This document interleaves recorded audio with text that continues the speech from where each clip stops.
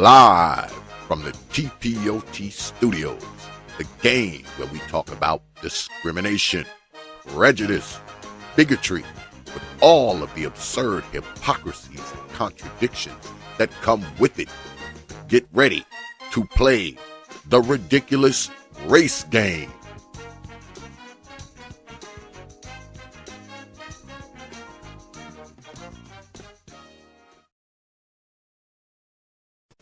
Open your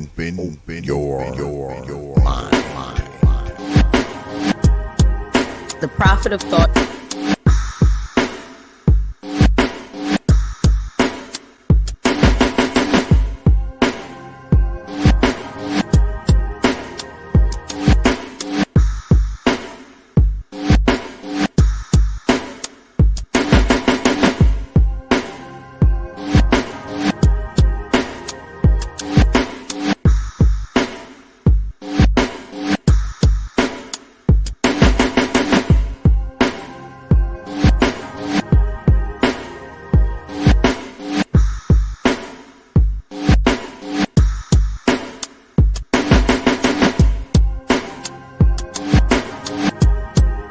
The Prophet of Thought.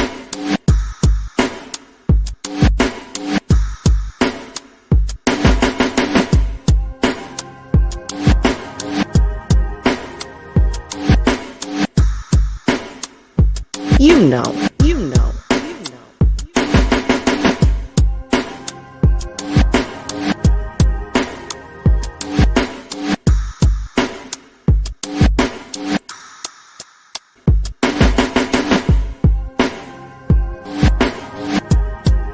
The Prophet of Thought.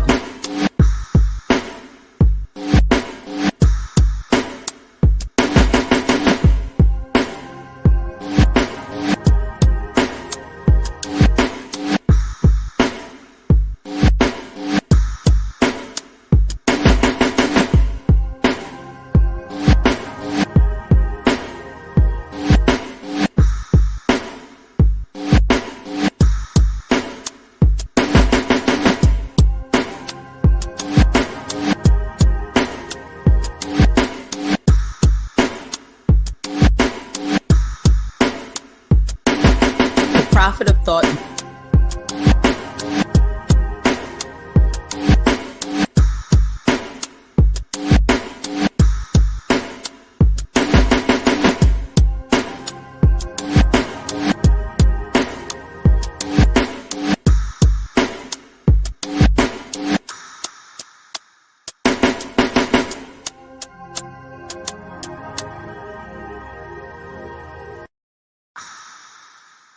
Open your mind, open your mind, open your mind, open your mind, open your mind, open your mind.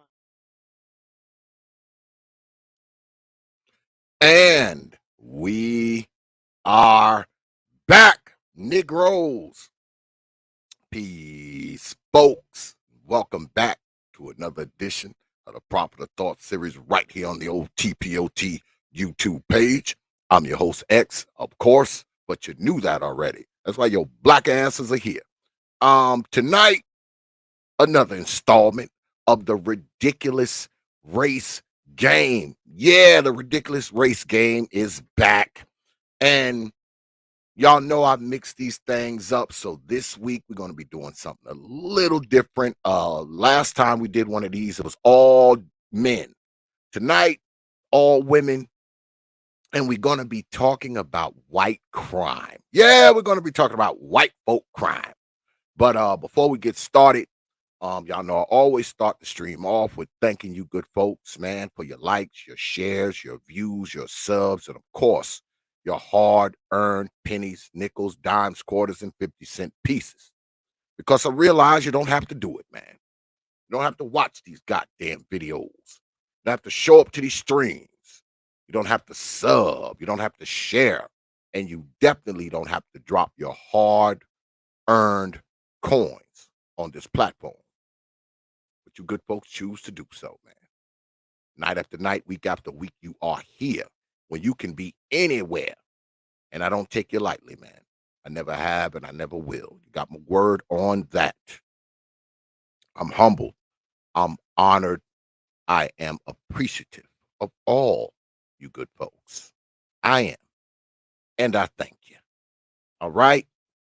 All right. So let's get at it. Like I said tonight, shit, like I said tonight, we're gonna be all ladies tonight, at least in the beginning. It's gonna be all women tonight, and we're gonna be focusing in on white crime. My contestants tonight, Lady Nisa, Lady Toya, and of course the one and only 4 foot Lady Alice. Those are my contestants tonight. And it's gonna be fun, man. We're gonna have some fun, and later on we may do some other shit, but yeah, we're gonna that's what we're starting off with. And I'm just gonna wait for the ladies to get in. Lady Nice is already here. Lady Toya and Lady Alice, check your email. I do believe I sent you ladies the link. Let me see. Hold up. God damn it. I know I'm old.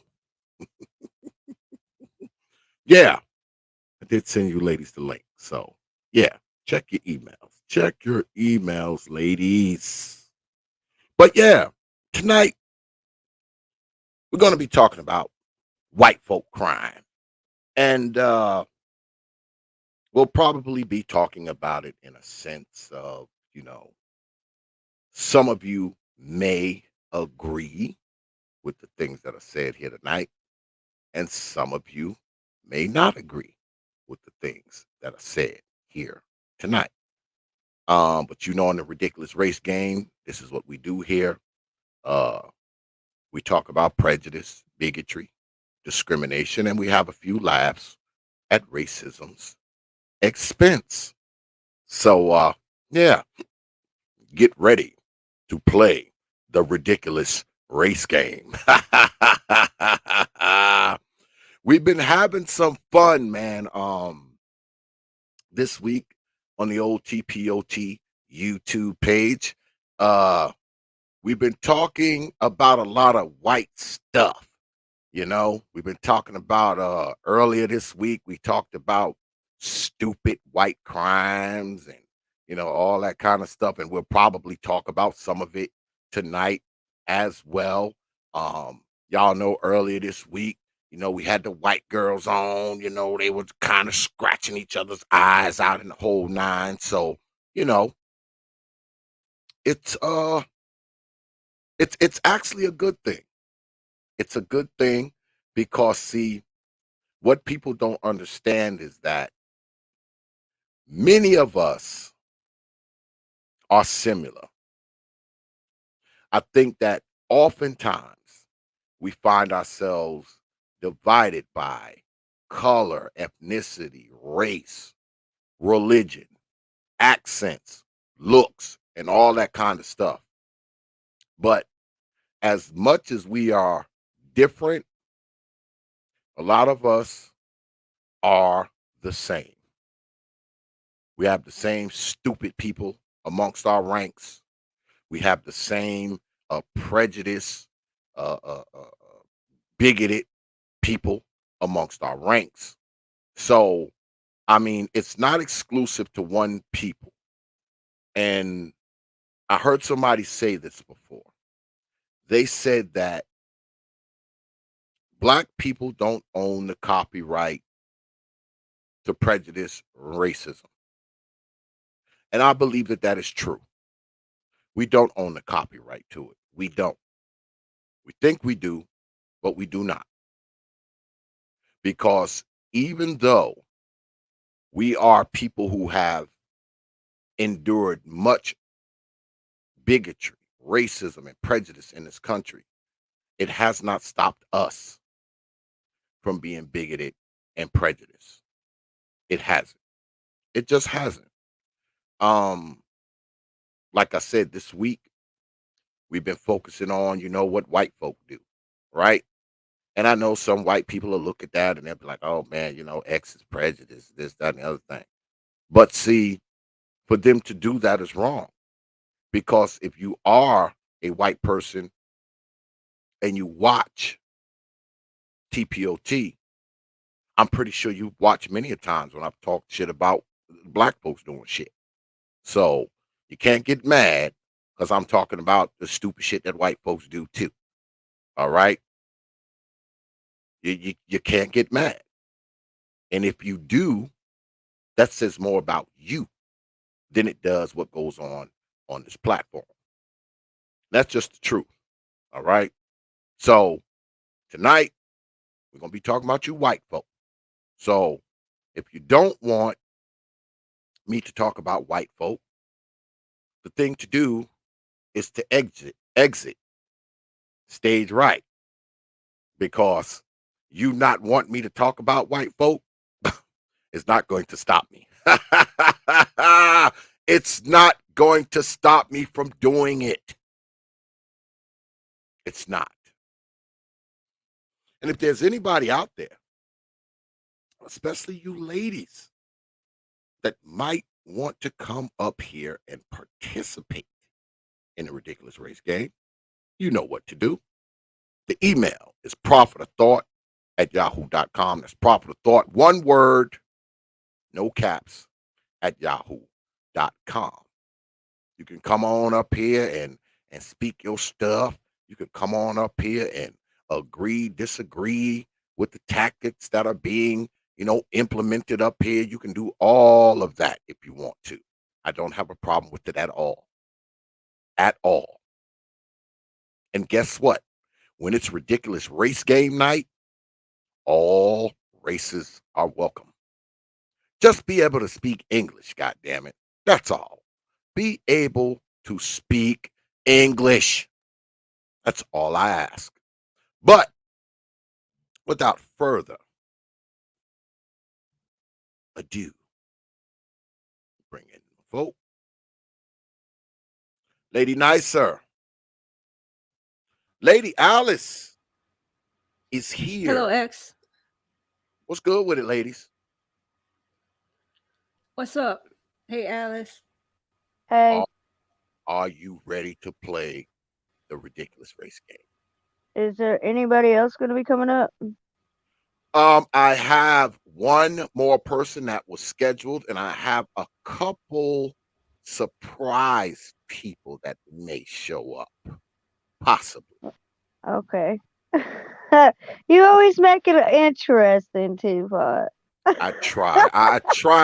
I try my best, Lady Alice. I try to, not let it be too I try not to let it be too predictable, you know, because Yeah. the ridiculous race game has no rules. There are no rules. I make them up as I go along. So, Oh, Lord. but let's get started because I already got something queued up. And Lady Toya, I don't know where she is. I'm assuming she might have ran into some problems. But Lady Toya, if you out there, I did send you the link, so come on through, you know, when the mood strikes you. But So let's this look is at this. white. Is this White Crime Week? Oh yeah, this is White Crime Week. Yes, this is White Folk Week, when we talk Oh, about Lord. all the stupid shit that white folk do. But Okay. in front of us here, I simply typed in, as you good folk can see, I simply typed in teachers who had affairs with students. Now, Oh. I'm going to go down here, right? Nice and slow. Yeah. Nice and slow. They And have no these melanin. and these images that you see here, good folk, have a pattern, don't they? Don't they? There's more women than there is men. Hmm. And the overwhelming majority of them are white Or, women. yeah, They are white women. that's So alarming, can T.P.O.T. so can we agree that having sex with students is more of a white woman's sport. Is that a white woman's That's what sport? it looks like to me. It looks like they're winning. They're winning the championship. So let me Let's just ask be real. so let me ask you ladies, okay? Why do you believe that white women overwhelmingly have sex with their students more than anyone else? Why do you ladies believe that is the case? You want me to go first? Absolutely, go Yes, right please. ahead. Okay, what I am gathering is a lot of these, what do y'all call them, snow bunnies? Mm-hmm. They have the God complex and think they're above the law. And when they go to the schools, due to the indoctrination and everything else, and the idea that they have white privilege is put into their head, a lot of these women act on their privilege that they think because they're white women, they won't be convicted. That's Hmm. what I come to the conclusion of. Um, it's a delusional thing. I don't know. I can't understand it because like kids should be off limits, no matter what color. But that's my thought on it. I think that a lot of these women think they're above the law. Hmm. Lady Nicer, your thoughts? Yeah, I agree with what Allison said, and I would like to, oh Alice, excuse me, I would like to point out that maybe someone said in the chat maybe it's because more white women hold the teacher positions than any other race or and gender. Um, and That's a I good think point.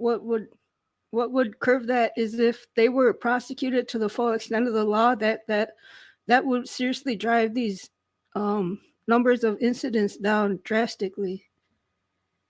But yeah, I agree Hmm. with what Alice said. So, okay, I'll agree with that. I know that the majority of teachers are white women. That's just a statistical fact.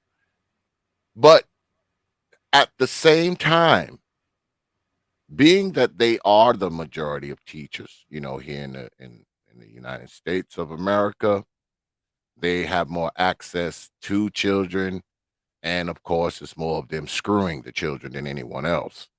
Should we take a look at white women? Should white women be vetted better when it comes to these teaching jobs because they have a propensity to screw students? I think like from what I've been like researching this teapot because I have noticed an uptick of cases and with the teachers, especially these women. Um, what I think is we need a federal like registry because that's I think like a lot of these teachers they can do stuff and move to another state and the state doesn't know. So I think that we need to revamp a lot of stuff, especially with having a registry for teachers that have done things. We need to have more of a mental evaluation and what is their intent as teachers. And if they're really young, they don't need to be with like high school students like off the rip because look at all these women, they're like really young, right? They're fresh out of college. So they're putting these women in high school and middle school around boys. And people don't take boys seriously when things happen. They'll be like, "Well, when I was in school, if that would have happened, I would have never told." See, that kind of idea that has been pushed is the problem. It shouldn't just be girls we care about, it should be boys also. And I think that that's a big problem that I have seen with all this is where Hmm. they're being placed. Lady Nicer, your thoughts? Well, I just would say since the pandemic started and there's been a whole lot more virtual schooling. um if that starts to be the norm where students are homeschooled, I think that's a really good thing. um but yeah, I think anyone that wants to be a teacher um should have stricter requirements, as far as having needing more than just a degree to be able to teach, to be qualified to teach. And Mm. I would say maybe every 6 months or at least twice a school year have mental evaluations. um because I understand that teaching is a stressful job, especially in the public school system. um but yeah, that's my thoughts on that. Yeah. um yeah. Okay. Well, I'll ask you ladies one more question, then we're going to move on to the next segment. Now, being that these women, they didn't mess with children and all this kind of stuff, should we be concerned about them being around children? Or is it just they like students? If they're not a student, maybe they're not in any danger. You have to be one of their students to be in danger. But I see it as this: if a woman likes to fool around with kids, she likes to fool around with kids. So would it be a leap to say that these women also are potentially harmful to children who may not be their students, may not be in their class, or go to the same school that they work for? Are they a potential threat to other children besides their students? Hey, it doesn't matter male or female. If they mess with kids, they don't need to be around kids. That's the way I feel about it, Teapot. I think that we need to stop being soft on women just because they're women, and whatever is given to men needs to be given to women, regardless if they cry or not. Because a lot of them will cry and, oh, please don't. No, you need to be held accountable. Now, they shouldn't, if they are messing with kids and their teachers, they have this power complex because they know they have authority over children. Because like being a teacher is like you're in charge of these students, so that's like a power position. That's why it should be like took more serious than anything, because they are given the opportunity to have our children 8 hours a day. This is one of the reasons, like when I noticed the uptick, this is another reason I started doing homeschool, because I felt like they don't listen to the boys.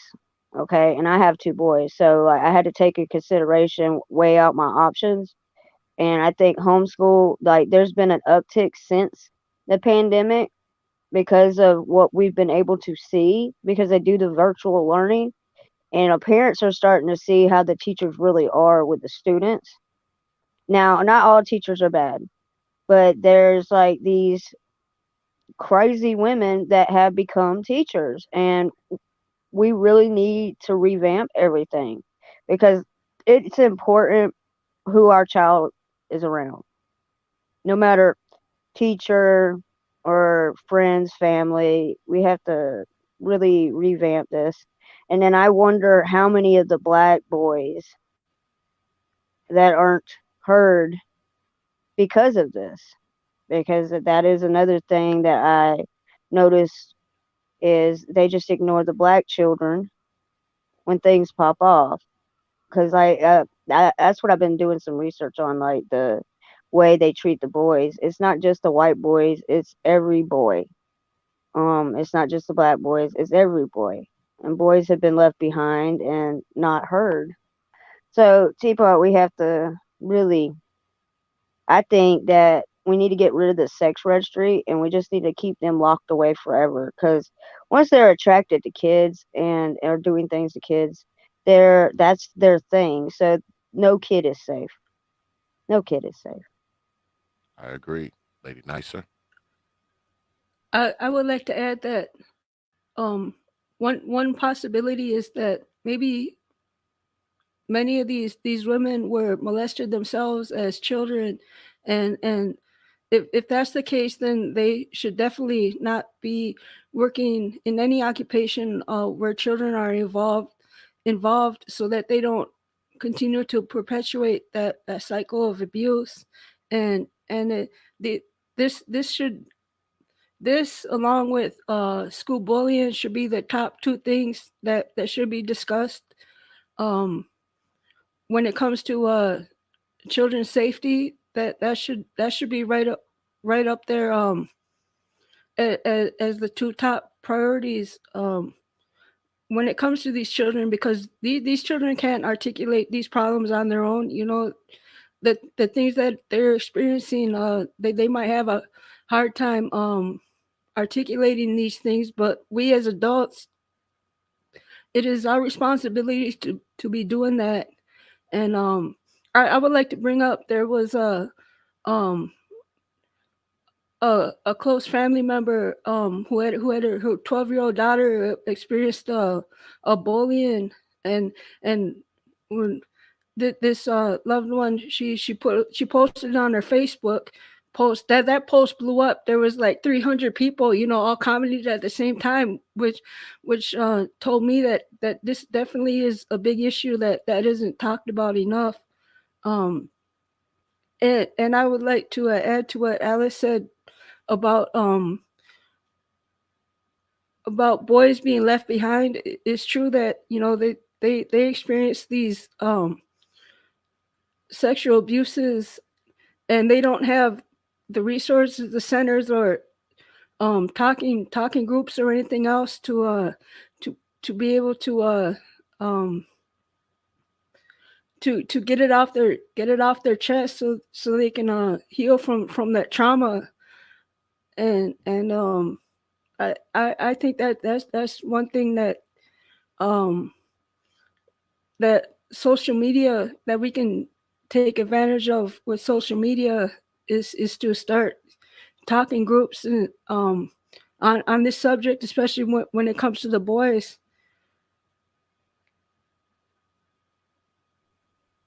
Well, I like to add with the bullying. I think it's because like schools, like with my son, he got in a fight and it was because he had a bully and he took up for himself, right? Instead of like dealing with the aggressor, he got suspended. So it's like the kids, they're told not to defend themselves. And if kids would take a stand against the bullies, a lot of it would stop, because a lot of times bullies are doing what they're doing because they know that they can get away with it. And if you stand up for yourself, then they know that you're going to get in trouble. And that's a big problem that I noticed when my son was in school. Like, he came home, told me what was going on. I said, I'm not going up there. You're going to have to take up for yourself. And whatever happens, happens. And that's what he did. But because he took a stand, he got suspended for 10 days. And it shouldn't be that way, but that's the way they have set it up now. The way we could deal with the bullying is have courtesy classes, like teaching kids more, not about what color they are, is how do you treat somebody. We used to have those kind of things, and it's like they only do it for a little while in elementary school, and that should continue on through kindergarten through 12th grade, because it's a social environment, so we need to always take consideration of other people. And I think that's a missing part in our school system, is that, like, the common courtesy, man. Right. And I would like to add, because I went with my in-laws to her daughter's school, and we brought it up in a special meeting about, well, we said, that was a good suggestion about classes. I would like at least twice a year, like the beginning of the year, maybe the middle of the school year, have an orientation, um, where bullying is brought up. And well, that the school staff, they basically uh try to sweep the bullying incident with the 12-year-old girl under the rug. And they gave me the impression that uh they were they weren't really listening to our suggestions, you know. And I did get in contact with my in-law a couple weeks after that to see, what, if any progress was made in that situation. And she confirmed that, they basically just swept the incident under the rug and went on about their business. Hmm. Well, you can just tell whoever it is, tell them to just take a stand. I noticed after my son, even though he got suspended, once he took a stand and they seen he would fight back, he didn't have any more problems. So if we put everything in the school's hands and we don't let our children do problem solving themselves and learn to take a stand, they're not going to make it in the world. Because this is a cold world we live in. And the sooner they learn to take a stand for them as individuals, the better off they'll be. The bullying is one thing, but it's how they react to the bullying. Do they use the bullying as a crutch to continue to beat themselves up, or do they use it as a tool to motivate them to become stronger, better people? And watch the child and see how the child grows from the criticism and everything. Um, I noticed my son, once he took up for himself, he had confidence that he knew who he was and he wasn't going to put up with anything. So it gives them that kind of structure they need when they are under pressure. What will they do? So if the school won't do nothing, have the person that you're talking about tell them to take a stand, and all of it will stop. And you'll see, because the school is not going to do anything. The child has to stand up for itself. But that's my suggestion with yours, is because the school is not listening. That's what has to be done. Sometimes they have to. What is it? You have to get in trouble sometimes to prove a point. Well, that's not bad trouble. That's just trouble that needs to be dealt with. And once they do it, you go buy them ice cream and say, "Yeah, you did a good job." That's what I do with mine. Yeah, I agree. I totally agree. But we're going to move on to the next segment. And as y'all can see on the big board, yes, there is white on white crime. Let me repeat. Yes, there is white on white crime. Are we But I talking was about able, sandwiches?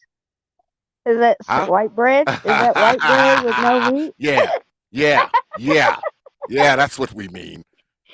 But I was able to dig this old article up, and I'm just going to read a little bit of it to you and get you ladies' thoughts on it. It says, there is much criticism of the black community for black on black crime. However, a study by the U.S. Department of Justice shows that there is nearly as much white on white crime as there is black. The frequency and the severity of this sort of crime gets no similar criticism and no discussion at all. However, blacks constantly hear statements like, why do you people do that to each other? And all the while ignoring the vicious and violent crimes that whites commit against other whites. The U.S. Department of Justice Bureau of Justice Statistics states that from 1980 through 2008, most murders were intraracial. The statistics show that 84% of white victims were killed by whites and 93% of black victims were killed by blacks. There was no discussion about race when 20 white children and 6 adults were murdered in Newtown, Connecticut by a white person. Neither was race mentioned in the case where a majority of 13 people murdered and 72 shot in Aurora, Colorado were whites, and the shooter was white. In 1995, Timothy McVeigh, who is white, committed a terrorist act by bombing a federal building in Oklahoma City, killing 168 people and injuring 680. No one criticized his race. The crime was despicable. Nevertheless, people feel totally comfortable denouncing the crime of blacks as though there are no crimes committed by other races. Essentially, blacks are constantly used as scapegoats, taking the blame for others. More appropriately, the term scapegoat is about a goat in the Old Testament that was symbolically laden with the sins of others and sent into the wilderness to be destroyed. This practice of scapegoating crime is self-destructive. At the same time, for blacks, the statistics present an opportunity to reduce intraracial violence. It's clear that blacks are 6 times more likely to be homicide victims than whites, with more than 60% of the cause attributed to illegal drugs. This is where the solutions are obvious. Blacks can reduce their drug usage, which would reduce the number of drug dealers, which would reduce the level of drug-related crime. Second, America's current gun control laws are not effective and must be changed. This change must come from the elected officials, though many seem not to have any interest in reducing gun violence. Blacks can, through voting, affect change in this area as well. In the end, scapegoating of African Americans on crime must stop. So, let me get you ladies' thoughts on what you just heard. Anyone? Do you want me to go first? Absolutely. Go Yes. right ahead. I think it's enlightening, this article, because a lot of people here lately just focus on black crime and what's going on in the black community. Like I've told you before, Teapot, like every problem that is in the black community is just about in every community. Um, I think that because there's so much focus on the black community, it's like they're ignoring these issues. And I noticed like there was a shift in our media where now they don't name the crime when it's black and they do when it's white. And I think it's just a shift to make people realize that it's not just a black community that there's something going wrong in. But that is alarming, like data right there. And it's enlightening, that article right there, because it is very true that there is a lot of white on white crime. And we do have a real bad drug issue in America, and that could change, but it's going to take people changing. But yeah, I see a lot of good data in that article that you just read. Lady Nicer. A good example I'm thinking of is how hip hop is portrayed as violent, and yet I've been to countless hip hop shows, and I've walked away from every single one of them unharmed, and I didn't see one in any is violence incited at any of these shows. And I've talked with people who work as roadies on the in the country music circuit, and they would tell me how violent these shows are, and it's a 90% chance um at a country show or after the show, when the show is over, that there's some type of violence going on, and it's and country music doesn't get any uh flack for that. See, like Johnny Cash has the song Folsom Prison Blues. Um, Sounds really Pookie-ish when you think about it. He has a line in the song where he said he shot a man just to watch him die. Um, and if you're gonna go after rap lyrics for having similar lines in their songs, you need to go after all genres of music.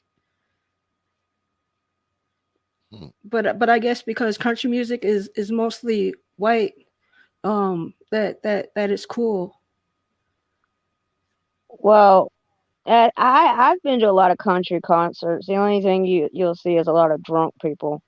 Um, I haven't never really seen any violence besides two drunk guys on a tailgate party arguing over who's gonna grill. But the ones that have had violence is like the rock concerts because I've been there. It's like you have mosh pits and stuff like that. Um, is it the lyrics or is it how people are interpreting the lyrics and using that as an excuse for their own behavior? I think that that's a big thing is when people do acts of violence or ill intent, they're trying to find an scapegoat and they're trying to use music. They're trying to say this and that, to avoid from individual accountability. Is it the music or is it the person committing the act? I think it's more of we need to put the responsibility on the individual that is doing the actions. And once we get to where we're looking at the individual, regardless of shade, color, creed, um, we'll start to fix our situation in America. But if we keep doing this pointing fingers at groups, we're not going to get to the root issue, which is individuals are committing acts. Hmm. Well, I have this other article that I dug up, and this one is a little more recent. This one is only about, I don't know, 5 or 6 months old. Um, yeah, let me see. Yeah, this one is about, I would say, 7 months old. So it's pretty recent. And it says if all lives matter, why aren't white people addressing white on white murders? To all those white people who clutch their pearls when they see a black person coming toward them on the street, you're doing it all wrong. So we go down, and it says here, consider this a call to action because there's a horrible trend going on in our country that no one is talking about and no one is marching about, and it stops now. I'm talking about white on white crime. Thousands of white people are murdered by white people every year. The murderers of white people are overwhelmingly white, which we heard from the other article. Every year, about 85% of white victims are killed by white offenders. Where are the parades protesting this? Where are the country songs demanding an end to all of these white people who clutch their pearls when they see a black person coming toward them on the street? You're doing it all wrong. You are far, far more likely to be murdered by a white person than a black person. You should fear white people. I thought I could get through this damn thing without laughing. I'm sorry, y'all. Alas, this country has lied to white people. They've told them that blacks are criminal, animalistic, violent, untrustworthy, bloodthirsty, lazy, and drug addicted.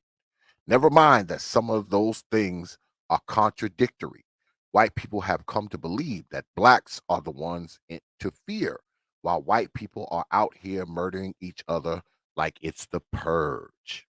Indeed, in recent years, we've seen a rise in the homicide rate, but a prominent criminologist explained to me that we are not seeing a rise in murders in our chocolate cities. It's actually happening in the vanilla suburbs. After the national COVID-19 quarantine began and before the election that would end the presidency of Donald Trump, there was a sharp rise in the purchase of guns. Those weapons were bought legally by people who were not criminals, but then they became criminals when they went out and murdered a family member, a neighbor, a stranger, a loudmouth in a bar. And because of that, the white murder rate ticked up and up to the point where white people, it's goddamn pop-ups, man, to the point where white people should not feel safe around other white people. The chance that a suburban white person will murder another suburban white person is far, far higher than the chance of a suburban white person being murdered by a black person. Be afraid. White people love to point fingers at black people and talk about Chicago as some sort of all encompassing buzzword for black interracial violence. But Chicago is a right wing boogie monster, a word or phrase that symbolizes something that doesn't really fit with reality, like critical race theory or caravans of immigrants. Chicago, in reality, has a lot of shootings because it's the third biggest city in America, but it is not one of the top 20 most violent cities per capita, and its murder rate is far lower than it was 10 or 20 years ago, meaning Chicago's efforts at slowing the violence have been successful. I don't know about that shit. I disagree with that. Like all be get out. But anyway, white people should care so much about Las Vegas, Kansas City, and Tulsa, three overwhelmingly white cities that are among the top 20 in murder rates. White people in those cities should be very afraid of the white people they see. You never know which one of them could murder you. This article is crazy. I think when we talk about white people murder, so many of white people every year, we have to look at a series of factors. Part of it is the breakdown of the white family. About 40% of white marriages end in divorce. Is it a coincidence that the states with the highest divorce rates, Nevada and Oklahoma, are states with major cities that are high in murder rates? I think not. But a bigger part of it all is this: white people are far more likely than any other group to live in a home where there's a gun. 51% of non Hispanic whites live in a home where there is a gun, as opposed to just 28% of non whites. Look at the irony. The NRA and related groups have spent decades convincing white people that they need a gun to protect them against violent black people. But the truth is, whites are far more likely to die at the hands of violent white folk. I think there needs to be more marches, more songs, more pleas to peace from white leaders like Mitch McConnell and Kendall Jenner. Also, this: we need more white people who believe in themselves, who believe that white bodies are important, white people who are willing to stand up and say, white lives matter, to say, stop the violence, you guys, because white lives matter. Ladies, your Who wrote thoughts. that? Who wrote that? God, the That's language in that teapot, like that is like the language in that. There is so many like trigger words, and I think it's to Mhm, get a reaction from the actual article. Um, mhm. if I'm people run putting it in around the chat saying for those who if want it. Go ahead, Lady Alice. it's like if white people run around talking about white lives matter, they're going to be considered racist or hijacking the Black Lives Matter slogan. So that's kind of Hmm. like I feel like that guy is setting up white people. That's what I Hmm. feel.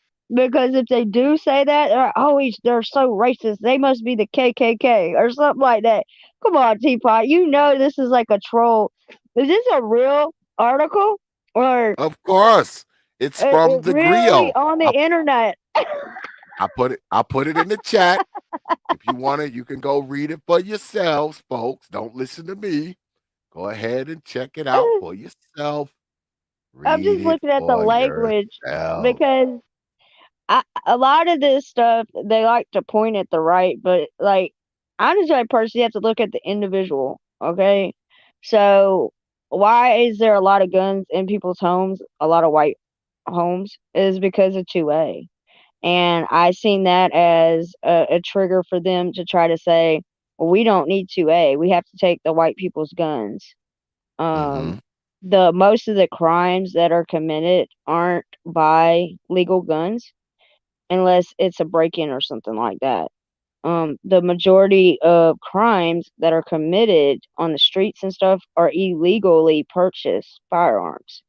The majority of those crimes, like the what was it, that mass shooting and stuff like that, Mm-hmm. is a lot of times they apprehended the gun. It's not really the guns that are the problem, it's who's operating it. Um so I seen that as a trigger right there of trying to grab. It's like a gun grab campaign right there. There's some other little nuggets in there that I noticed. But yeah. You got to pay attention to the language, Teapot, because you're reading it, and I can see what the propaganda in it is radiant, man. It's really Mm-hmm. radiant. Yes, it is. So what you're saying, Lady Alice, is that white lives don't matter. Is that what you're saying? They don't matter. No, I'm saying every life matters, and because of Mm-hmm. this little race game, as we're on this race game, that's the problem. I mean, we're not looking at it. Are these humans important? Like the way they write these articles, it detaches us from our natural state as humans. Um, that's what I have noticed with the last 20 years of media. Um, Mm-hmm. the not appropriating to the fact the victims are more important than the criminals. And our laws aren't set up anymore to protect victims. That's why all these people are getting out and keep committing crimes. And what's going on in Chicago is that they have that, what is it, that bail thing where you can, like, basically you go in and you sign yourself out.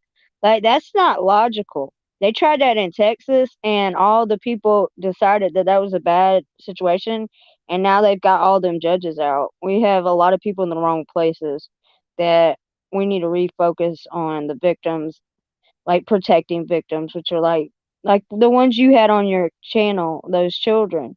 I mean, Mm-hmm. they don't take them serious either. But I think it's because of the race, like pointing to race and not the real issues. Mm-hmm. Lady Nicer. But wait a minute, because Lady Nicer, you're an Eskimo, right? Is that what you are? You're an Eskimo Yes, or no? on my mother's Okay. side, my father's side is white. Okay. Do you pass for white often? I'm pretty sure you can pass No, white sometime, right? no, Or do you look I've never more? passed for white. Oh, I so did. what? Go ahead. There was one time a coworker. Well, he was nearly blind. He mistaken me for a white girl, and yeah, because that was due to his poor eyesight. But yeah, I've never passed for white. Okay. So what? You're more of a tannish color. Your skin is more of a tannish color, right? You probably pass Yeah, more for like yeah. like a It's Native American or something, right? right, or Mexican, because it's the brown hair and Mexican. I mean the black hair and the brown eyes that I think um people really they ask me if I'm native when they first meet me. Mm, okay.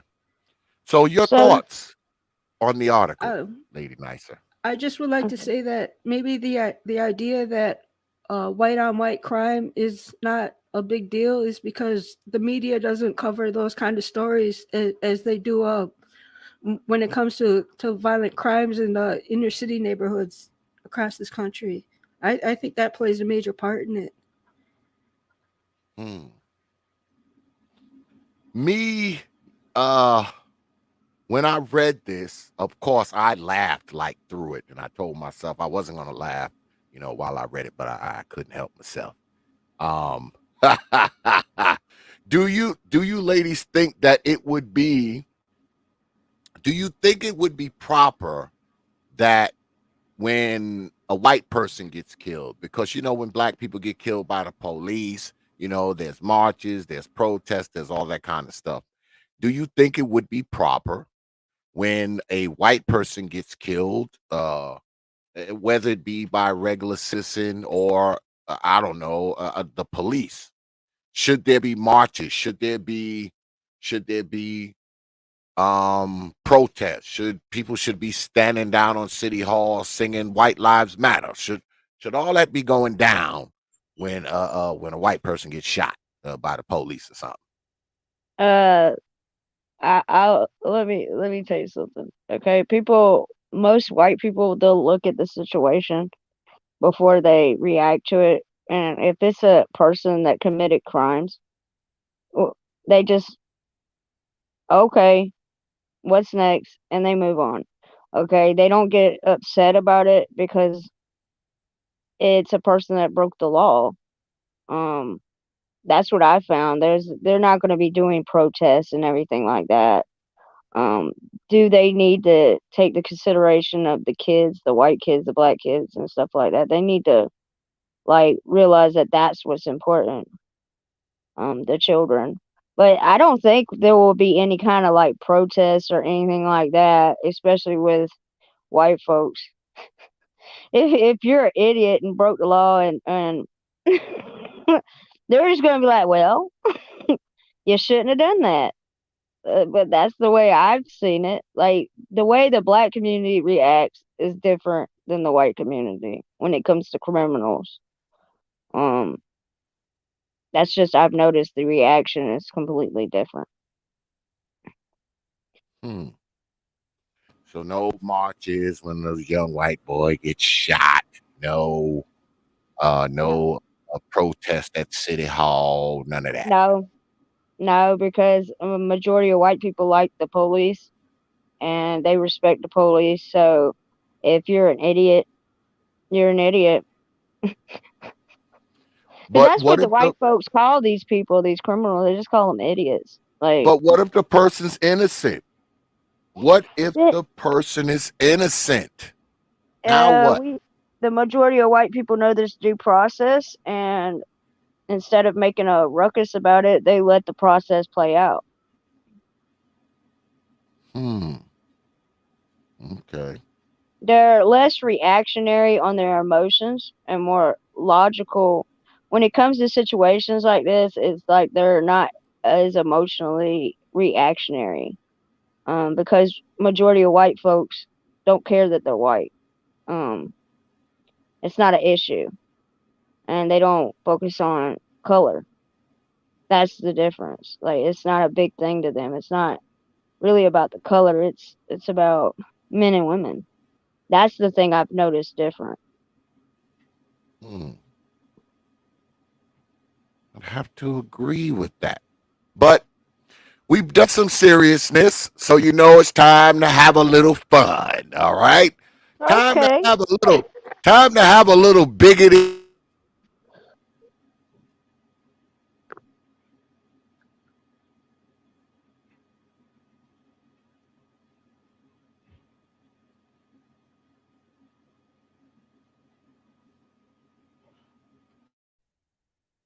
Uh-oh.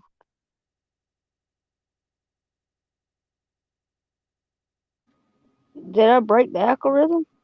What happened? What happened to T.P.O.T? He must be having technical issues.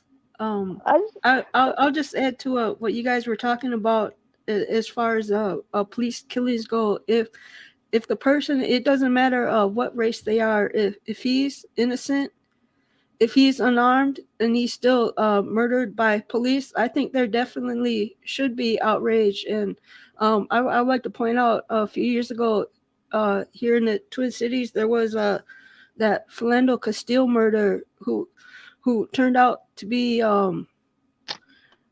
they were looking for a robbery suspect. He was pulled over because he matched the description. He was shot. It was recorded on Facebook Live, so it went out all over the world.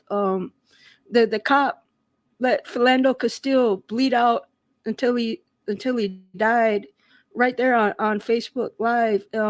I think incidents like that, there definitely should be outrage, because I definitely felt anger when I clicked on and watched that Facebook video. Um, which there was here in the Twin Cities. There were the Black Lives Matter people came in. They were shutting down highways, interstate ramps, on ramps, and busy intersections, both in St. Paul and Minneapolis. I definitely say cases like that, there definitely should be public outrage. Yeah, there's going to be public outrage. Can you hear me? Yes. Yeah. Okay. Can y'all hear Um, me? Because I dropped out for a second. Can y'all I hear Yeah, we me? think can I hear think you. you Okay. agreeing with me, Teapot, like broke the algorithm. Yeah, I guess. I don't know what the hell is good. I don't know what the hell just Well, happened. God damn it.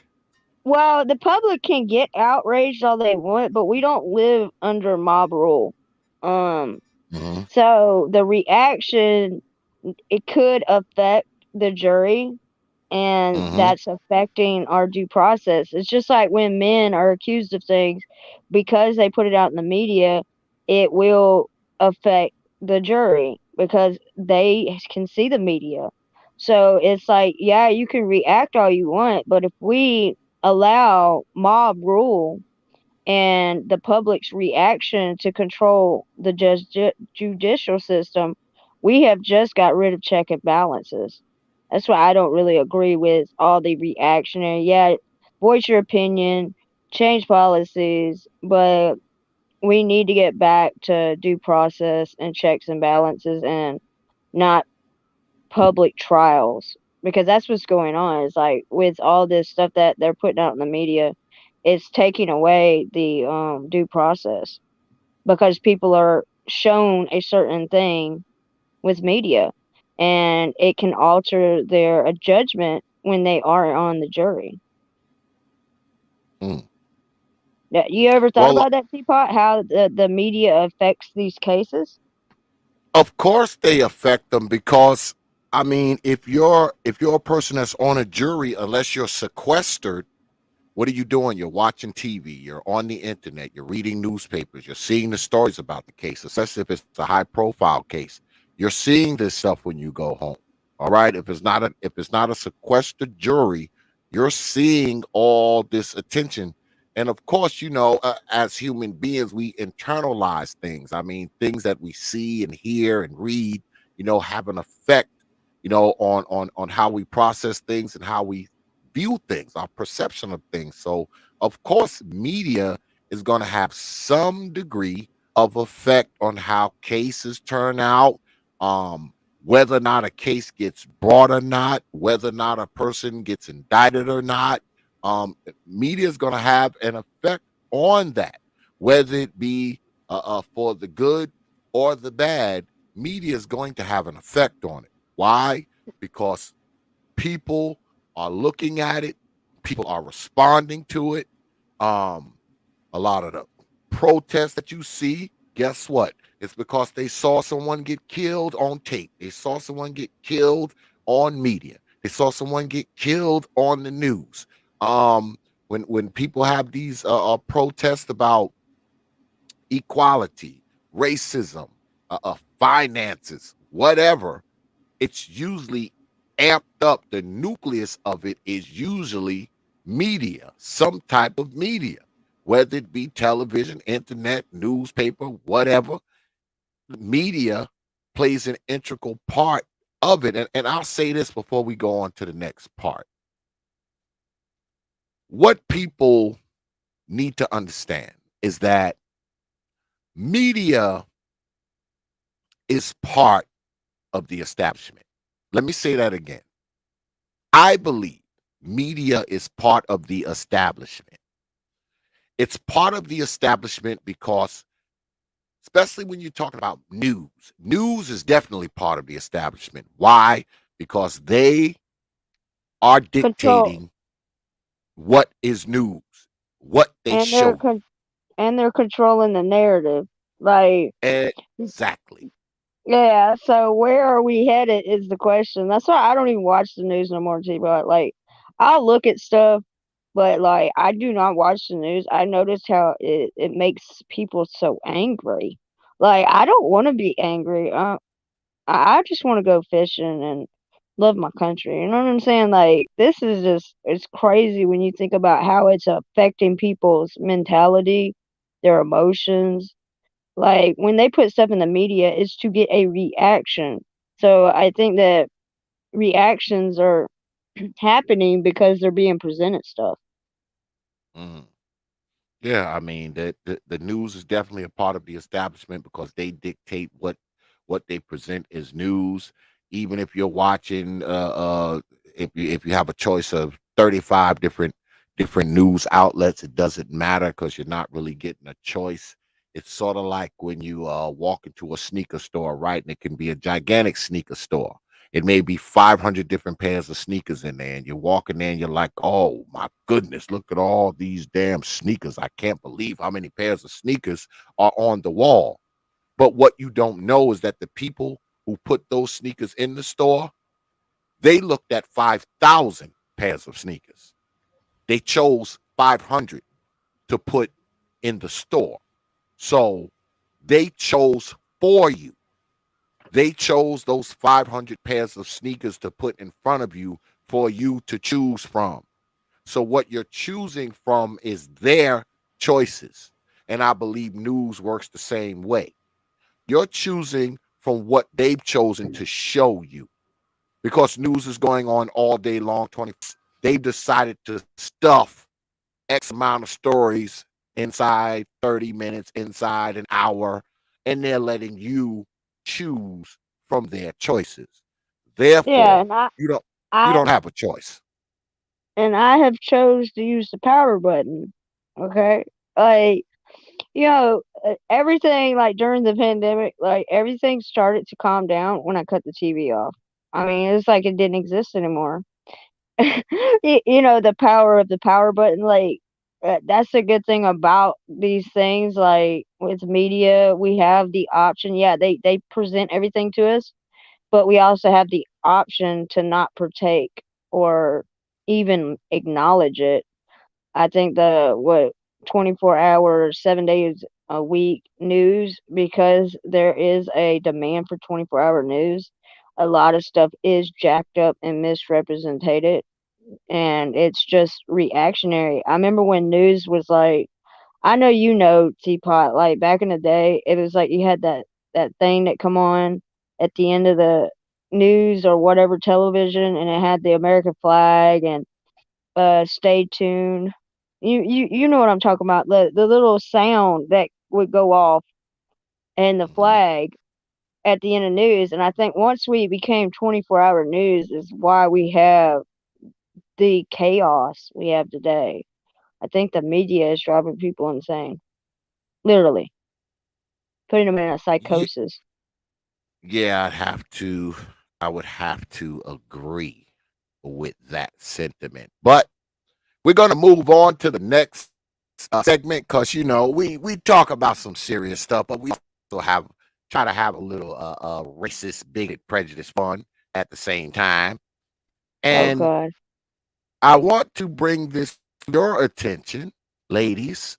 And like I said, I believe Alice would probably have a statistical advantage here because we're going to talk about Southern phrases that Oh others Jesus. need a dictionary for. Now we know that these phrases are originated by white folk. So most of these Southern phrases are white folk Southern phrases.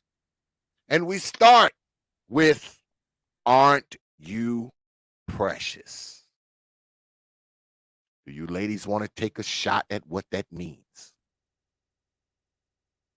You go first. I know what it means. Of course you do, Oh Alice. wow, this is so unfair. Well, I'm from the South, I'm from Minnesota, like, so yeah, uh, just like you got home court advantage. But aren't you precious? I would think that sounds like sarcasm to me. I would guess um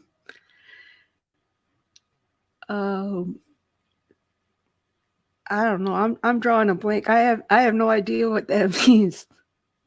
Aha. Alice, Lady Alice, do you know what it Well, it means? depends on the way you use it. Aren't you precious? Um, like if somebody's insulting you, you will say, "Aren't you precious?" Like it does say that. That's like, yeah, you being a smart ass, basically. Um, Now, aren't you precious? It could be like if it's like something that is nice, then that's supposed to be taken that way. But if it's like somebody insulting you, you'll say, "Aren't Hmm. you precious?" to like in a nice, sweet Southern way, say, "I see your ass." Yeah. Well, according to Hooch.com, which is where this comes from, it says one characteristic that's especially prominent in the South is hospitality. Southerners love being polite and will disguise insults as compliments. Keeping this in mind for whenever you hear "aren't you precious," because it could be loaded with sarcasm. So that is basically a backhanded compliment. Uh-oh, It can, Teapot dropped off again. yeah, Is is that it something? can Is that a be. phrase that you use yourself? It depends. Aren't you Like, precious? if somebody is like insulting me, I have used that just so I won't cuss. Um, it is like it can be like a used for that. Um, it could be. It depends on what is in front of you. Like some of the language you're about to see is just the way the Southerns deal with insults. Um, we don't like we don't like to use vulgar language unless we are being attacked with vulgar language. We try to be kind of kind in the way we do deal with insults. Like, say somebody came up to you and they were being like making fun of you and stuff.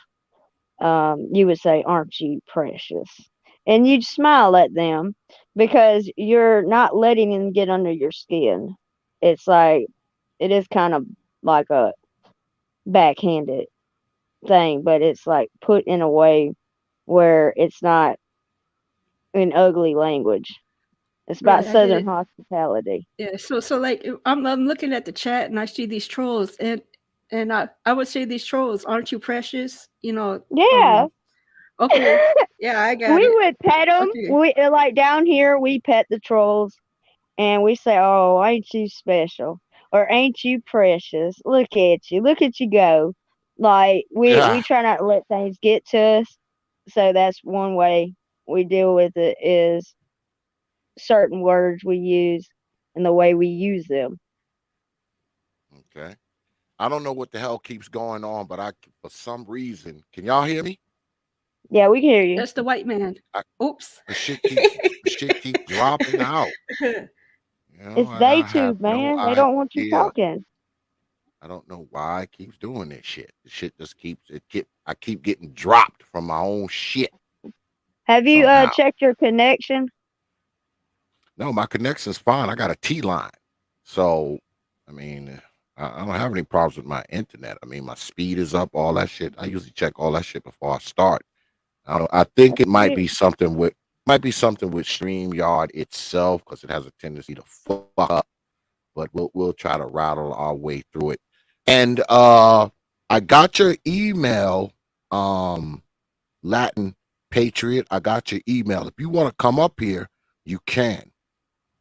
It's up to you if you want to come Yeah, up here or not. I've been teaching Latin about the Southern words, like, cause she's from Cali, and Hmm. it's just some of the things I would say. She's like, "What does that mean?"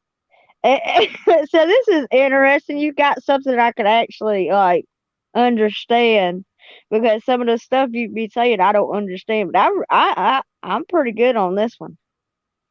Yeah, I said Reckon. that. Lady Alice may have a statistical disadvantage. May have a statistical advantage on this one.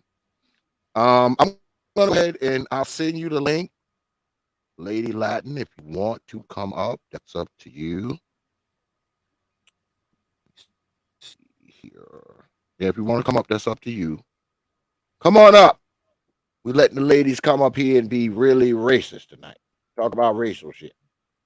All right. So come on up here and talk about some bigotry and racism if you see fit. But we move on to, damn, have I been dropped again? No, Oh you're no, I'm still still on here. here. All right. The word reckon. Reckon. What does that Oh, I mean? know that When one. That's kind of like saying, okay. well, I figure. Hmm. To say like, Okay. um, I I reckon that was um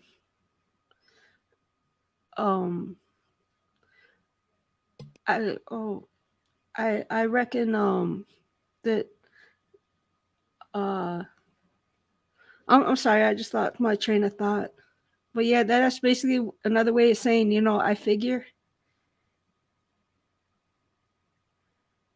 Do you concur, Lady Alice? It's kind of like well, we're going to go do this, and it's just like an acknowledgement of something has happened, or we're going to be doing something. I reckon we gonna go down here. Like, it's just a phrase. Or if you're destroying something like demo, it's like I'm wrecking this up. It's funny the way people don't understand the Southern language. It Well, tickles me, Teapot. I think this is very educational. well, according to hoots.com, it says, we reckon it's time to teach you about this word. If you're having a conversation with someone and you give your thoughts and opinions, then chances are that other person will chime in. Yeah. Hmm. But we go to the next one. Okay. This phrase, see to Christmas. Do we know what white folks are saying when they say see to Christmas?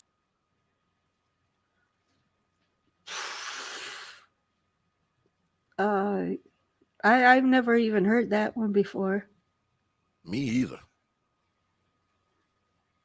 That Maybe just means ask. it's going I see you in a while, basically. That's what that means. See to Christmas. Because Christmas is at the end of the year. It's like it's just a phrase. Um like I'll see you in a while, basically. See to Christmas. Or Yeah, I'll send you in the freaking next week. Lady Alice has an unfair disadvantage, unfair advantage over you, No, Lady I Master, think because this is good. It's educational, Teapot. she, Y'all are she's learning from a something about the folks down here. she's from the sticks, so she's familiar with all the country white folks slang. So there it is. But what it says is you'd have some type of supervision to be able to see to Christmas. Luckily, that's not what this phrase means. If you're a woman and you go to a family event when Uh-oh. What is going on with his connection? Wow. Yeah, and Wow. he took the article with him, so I couldn't even read what to see what that meant. It went until he was in the middle of explaining it, and it man, that's crazy. Yeah, this is like interesting because some of these sayings haven't been said in a long time. Like see to Christmas. Majority of people down here don't say that no more. Unless the older class, like the old folks, they'll say that. But the younger class, like the ones that are younger, they don't talk like that. They got different language now. They've been added to the country slang. That's more of a um outdated slang. Yeah, Okay. it's You back, more Teapot? outdated. Yeah, this Is shit he dropped there? me out again. Oh, It just the Yeah, shit you just said the keeps dropping me article out. with you. Yeah, it just keeps dropping me the hell out for some goddamn reason. I don't know why. Maybe because I'm having too much fun with this shit. But we move on to the next one. Being ugly, it says. Being ugly.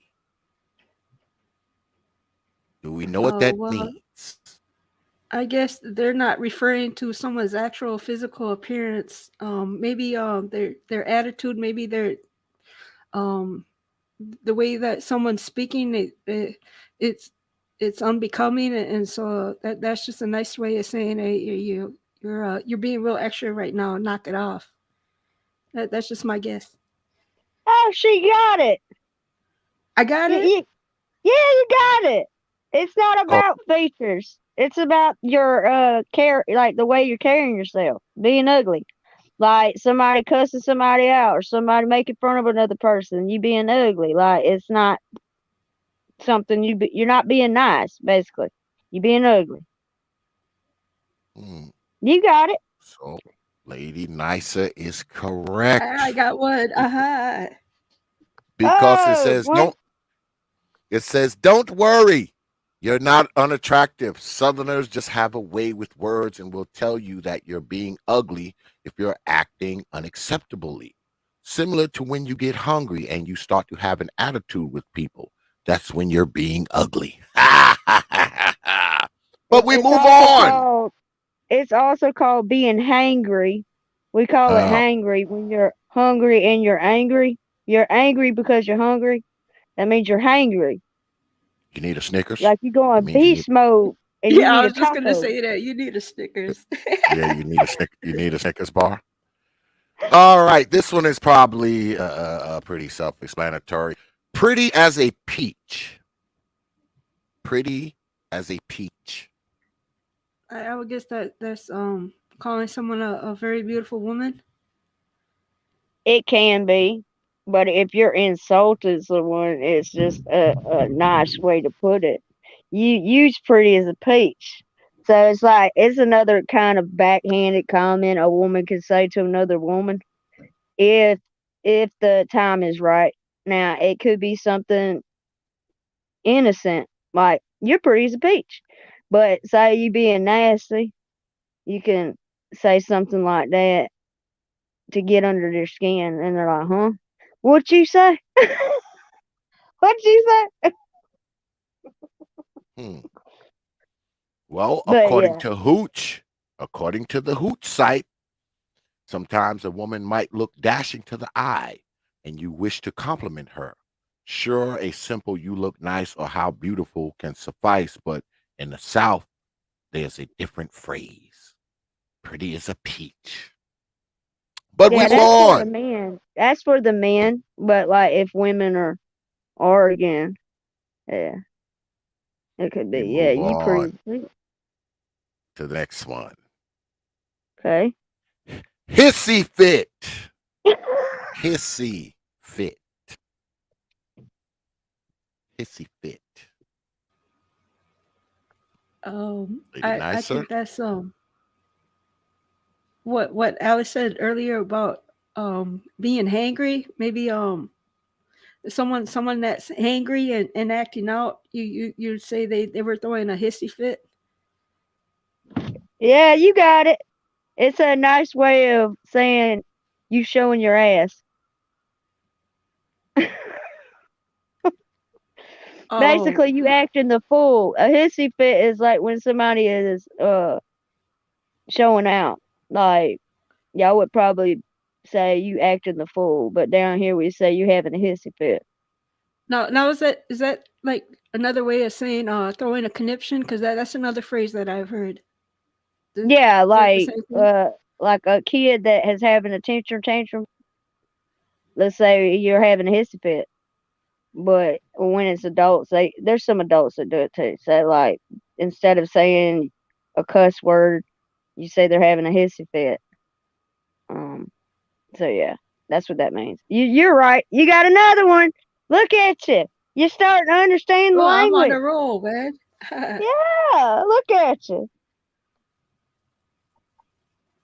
We But gotta wait for X to come back. yeah, he's having some technical difficulties. I don't think they want him to let everybody know what Southerners saying. Like it's a conspiracy. Yeah. They gotta shut that down. He can't be You um can't be telling the language, man. It's a code language. You can't tell our language. No, that's just the way people in the South describe things. A lot of them, it's like it's a Bible Belt, so like a lot of them don't want to cuss. So, especially the women. Uh, Now I learned how to cuss because I work on cars. Okay, so it's like I learned a whole nother language when I started working on cars. But before I started working on cars and listening to the men work on cars, I didn't cuss or anything. Like you wouldn't say shut up. You would say shut the front door. Jiminy Cricket. There's all kind of stuff that we've used down here instead of cuss words. Um, yeah, I- Can y'all hear me now? Can you ladies yeah. hear me? yeah, What I yeah. this don't know is what that. drop I don't know. teapot channel. Yes, like, but it's only my StreamYard. Like, I keep getting dropped from the StreamYard for some reason. I have no idea. It might be a cache thing. I might have to clear my cache or some shit like that. It may be because I'm sharing, so I'm not going to share that particular screen. I guess I'm just going Yeah, to have to yeah. Go to your rerun. cache data, like your the catch stuff, Hmm. and empty it because it will affect your stream. Like if you have a lot of stuff downloaded to your StreamYard, it could be bogging down your computer because like when we put more and more stuff, because you have a lot of articles, you probably downloaded them. Make sure you don't Yeah, have too many tabs open yeah. because if you I have too gotta many do tabs that. like on So your computer, it affects it. gotta make sure of that. And someone is down here and it says Jesse Lee P. Who the hell is that? I have no idea Well, who tell that them to is. get in the chat and tell who it is. Yeah, say who You you don't need are no if you want. flashers. You don't need no flashers, Teapot, like, cause that does happen. I seen one guy's channel. His Oh, whole channel was gone. absolutely But not. So whoever you are, you better say something in the chat if you want to come up here. If you want to come up here, you better look like saying something in the chat, or you will be forever in the green room. it's in the chat. It's in the chat who it is. I don't see anything. It's Latin.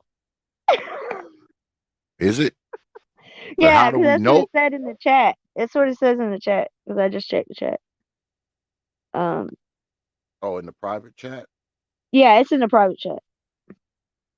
So it's Latin. Okay. Don't fuck around. What is Lady, that on your? lady, What is Lady that Latin. picture? Amazing. FAFO. Oh, god damn it.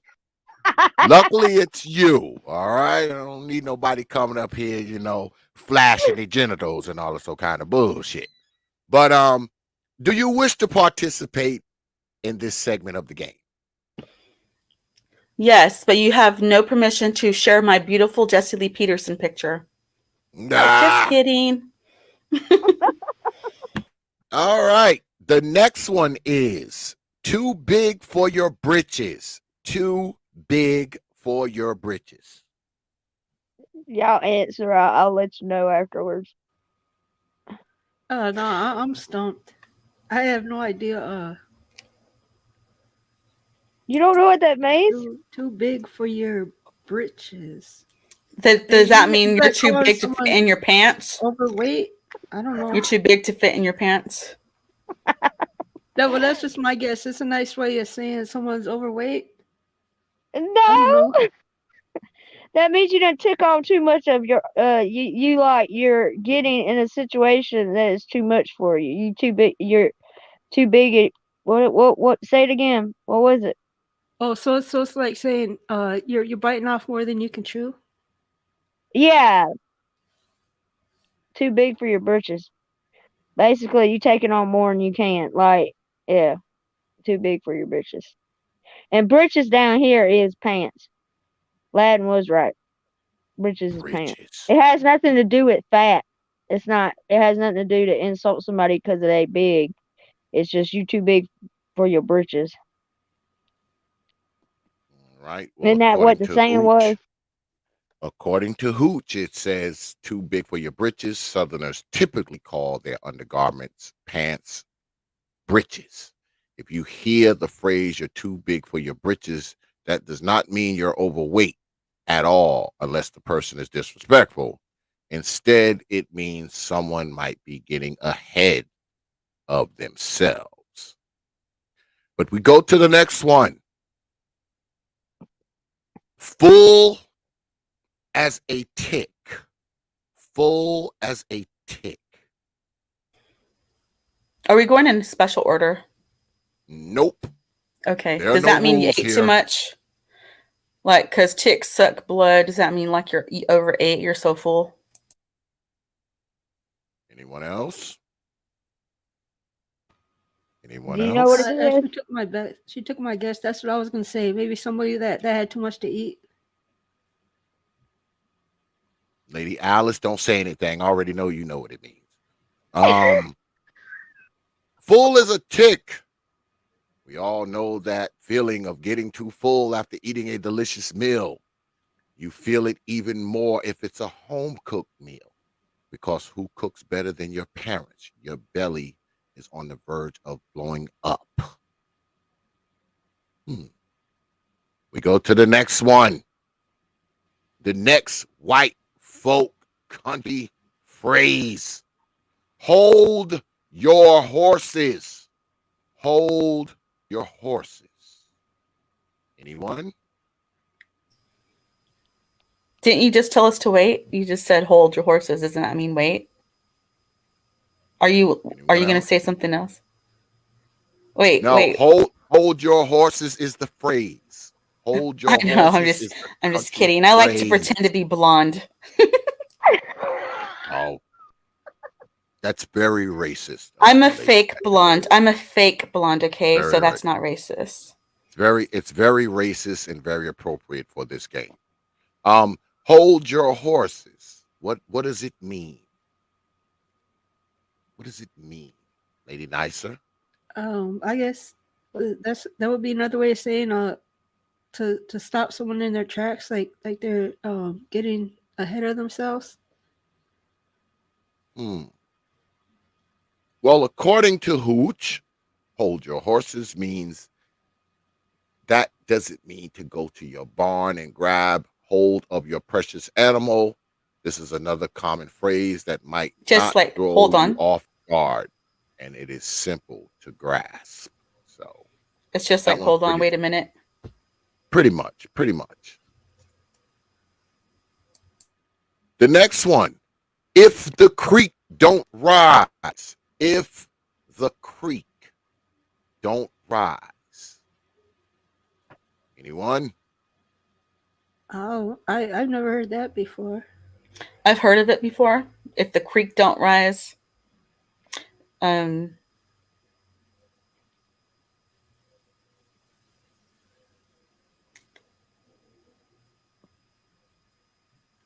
That means like everything's going to go as planned as long as something unexpected like the creek rising comes and messes everything up.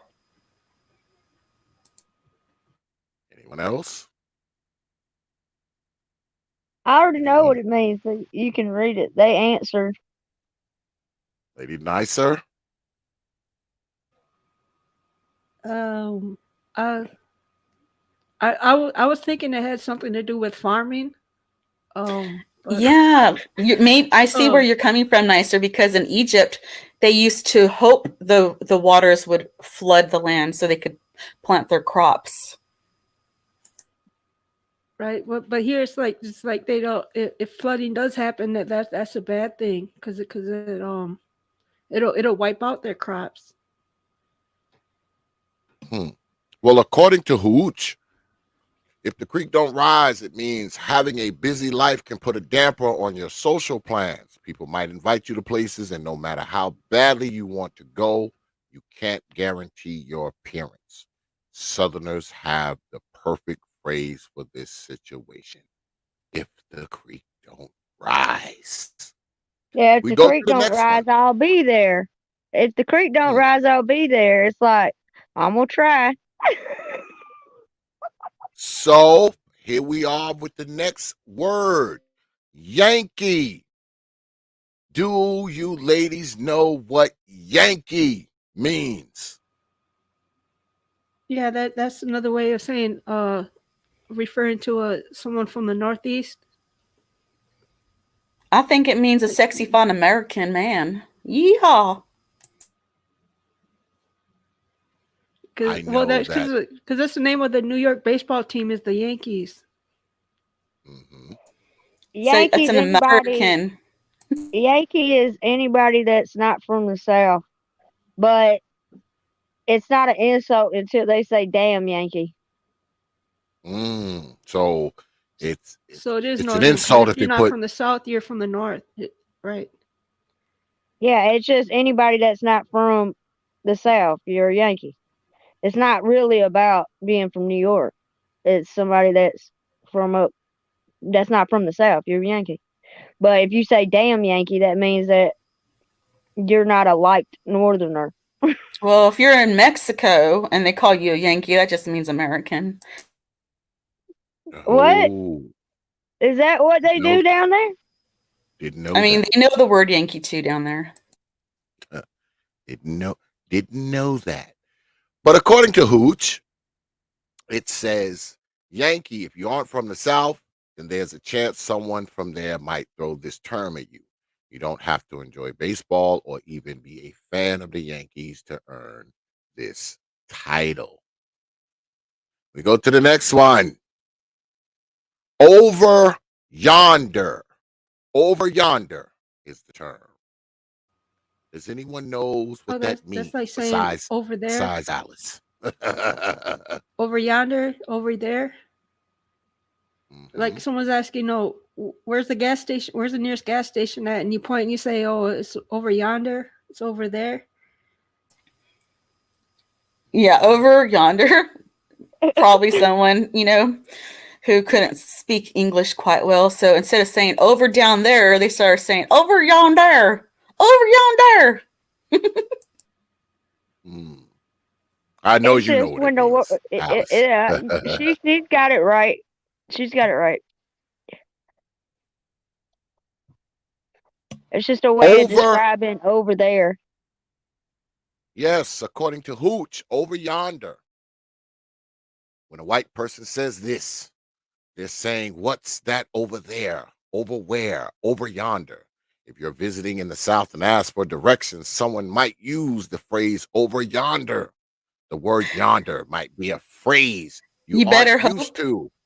and But pray that if you're in a battlefield that you can understand each other, because then like the Texans not going to understand the New York, and the New Yorker is going to be like, what the hell are you talking about? And then the country guy's going to be over yonder. They're going to like have a communication issue. They're not going to understand each other's English. Well, mm, like if you do come down here and they say over yonder, you need to ask: is it a city mile or is it a country mile? Because over yonder could be like way down yonder. Over the bend is like right down the street, but over yonder is like even farther. mm. Oh, wait. So country speaking is like white Wakanda speaking, right? That's like country folk is like Bas- white Kamunata. Basically, yeah, it's like We got white. our own language, man. Yeah, yeah. Holy moly. But well, here's an easy one. This one's going to be easy. This one, barking up the wrong tree. barking up the wrong tree. I know everybody knows what that one means, right? Must mean your boyfriend is knocking at the wrong person's house drunk.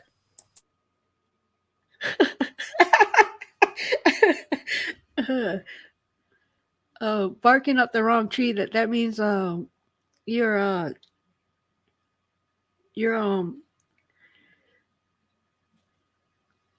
you're see like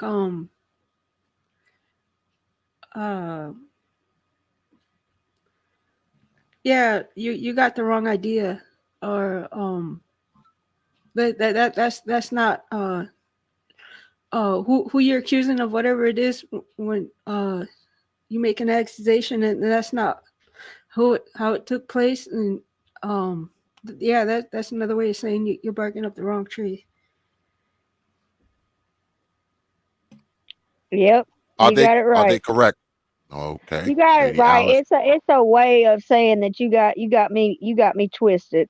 Like you probably heard that before. Like somebody coming up to you with the wrong idea about you, you barking up the wrong tree. So basically, it's like you've got a hound dog, and the dog isn't going for the coon. It's going for something we're not even hunting for. So yeah, it's a way of saying you got me twisted, or you Okay, got Right. me effed up. Oh, you know what? Nick Taylor kind of brought up the origin of that terminology. You messing with the wrong person, wrong answer, but it's from the coon hunting in origin. Hmm. Yeah, because some dogs you could train them all you want, and they still wouldn't go get the coon. Hmm.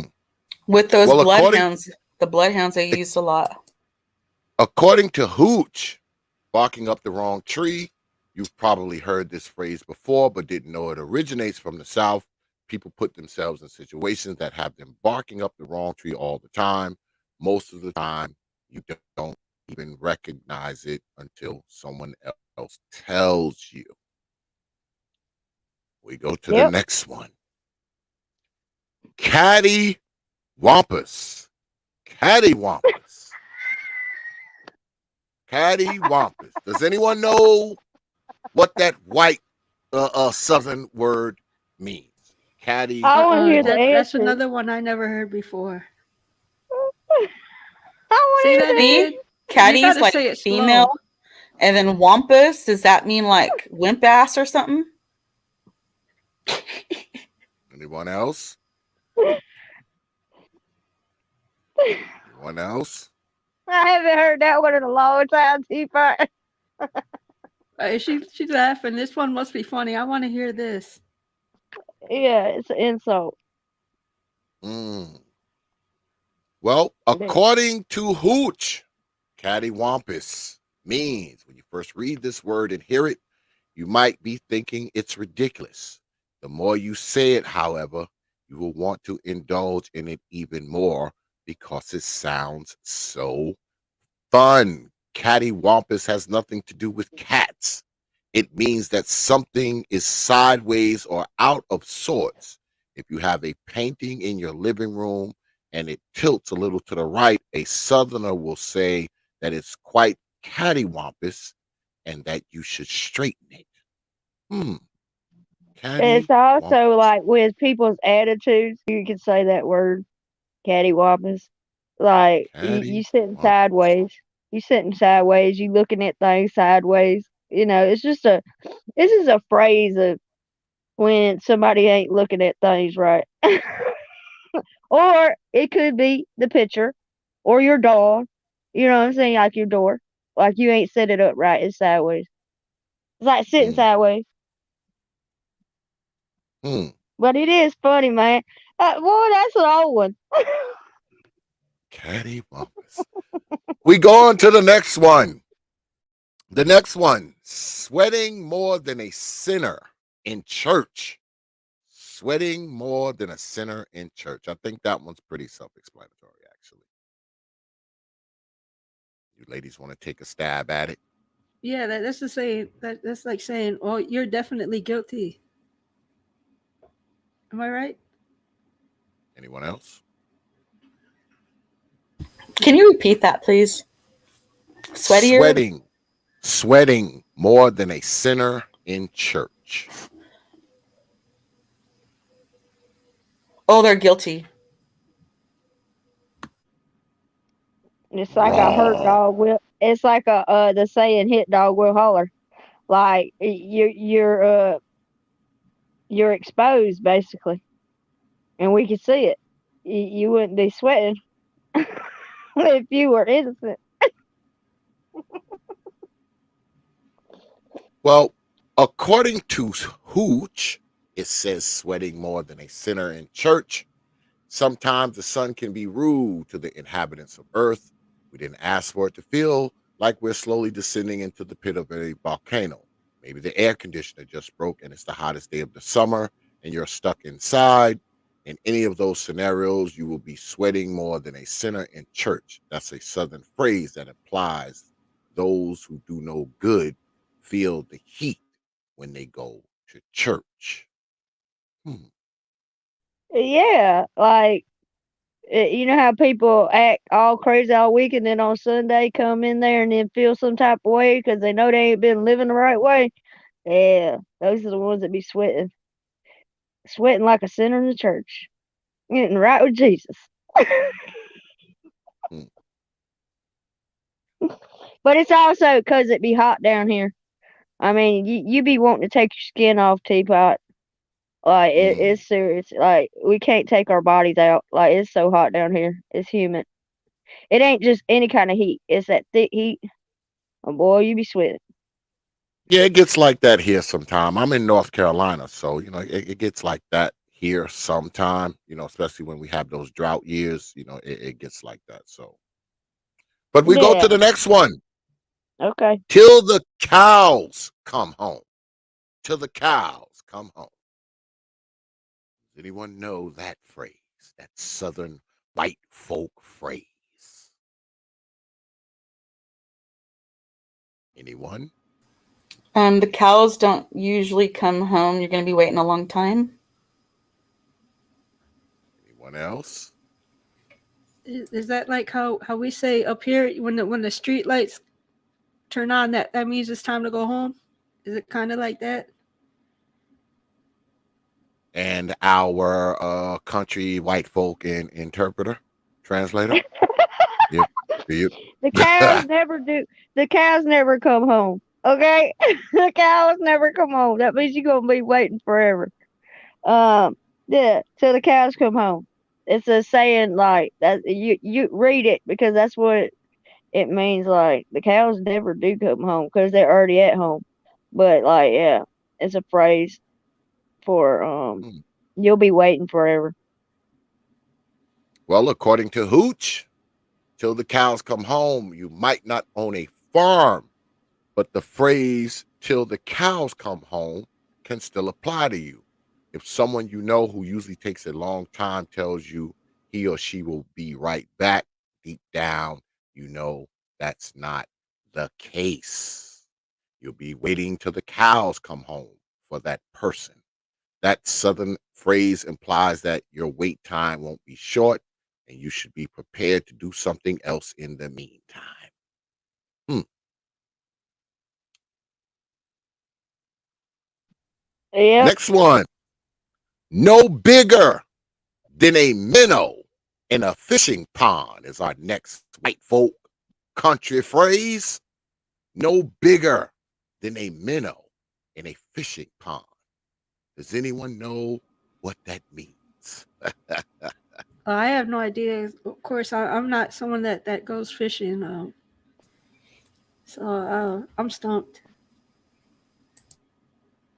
Lady Latina. Like you're a small fish in a big pond. You don't matter. You're not important. Okay. And It's Alice, not. I know you know what it means. God damn it. Go ahead. You just go ahead and read it. According to Hooch, when white country folk say no bigger than a minnow in a fishing pond, Southerners like to use their metaphors and euphemisms. This phrase is pretty straightforward, but might cause some confusion. If you're telling a story and you need to describe something small, what would you say? you're from the South, then you're going to say it was no bigger than a minnow in a fishing pond. Oh, so it's got nothing to do with fishing. I should have guessed. Yeah, see, a lot of these phrases is just phrases. It's just cliches and metaphors and stuff like that. It's just the way people describe things down here. They used to talk in riddles all the time. Oh Lord. It's not riddles. It's just the way they speak. Like, that's why a lot of the things people be saying, I don't understand, because like what I've grown up around. That's why I think some people are so funny, because I don't know what the hell they're talking about, and they don't know what I'm saying, and they take it all wrong. Yeah, well, we go on to our next one. 3 sheets to the wind. 3 sheets to the wind. Does anyone know what that means? Oh man, these are getting harder and harder. This is my first time hearing this one. 3 sheets to the wind. I have no idea what that means. Do you know what it means, Latin? Lady Latina, do you know what 3 sheets to the wind means? Nope. Don't know. It Can't ain't guess got nothing. either. It ain't got nothing to do with sheets. It's like when you go get drunk and you 3 sheets to the wind. That means you toe up. See, like I said, Lady Alice has an unfair advantage over everybody else.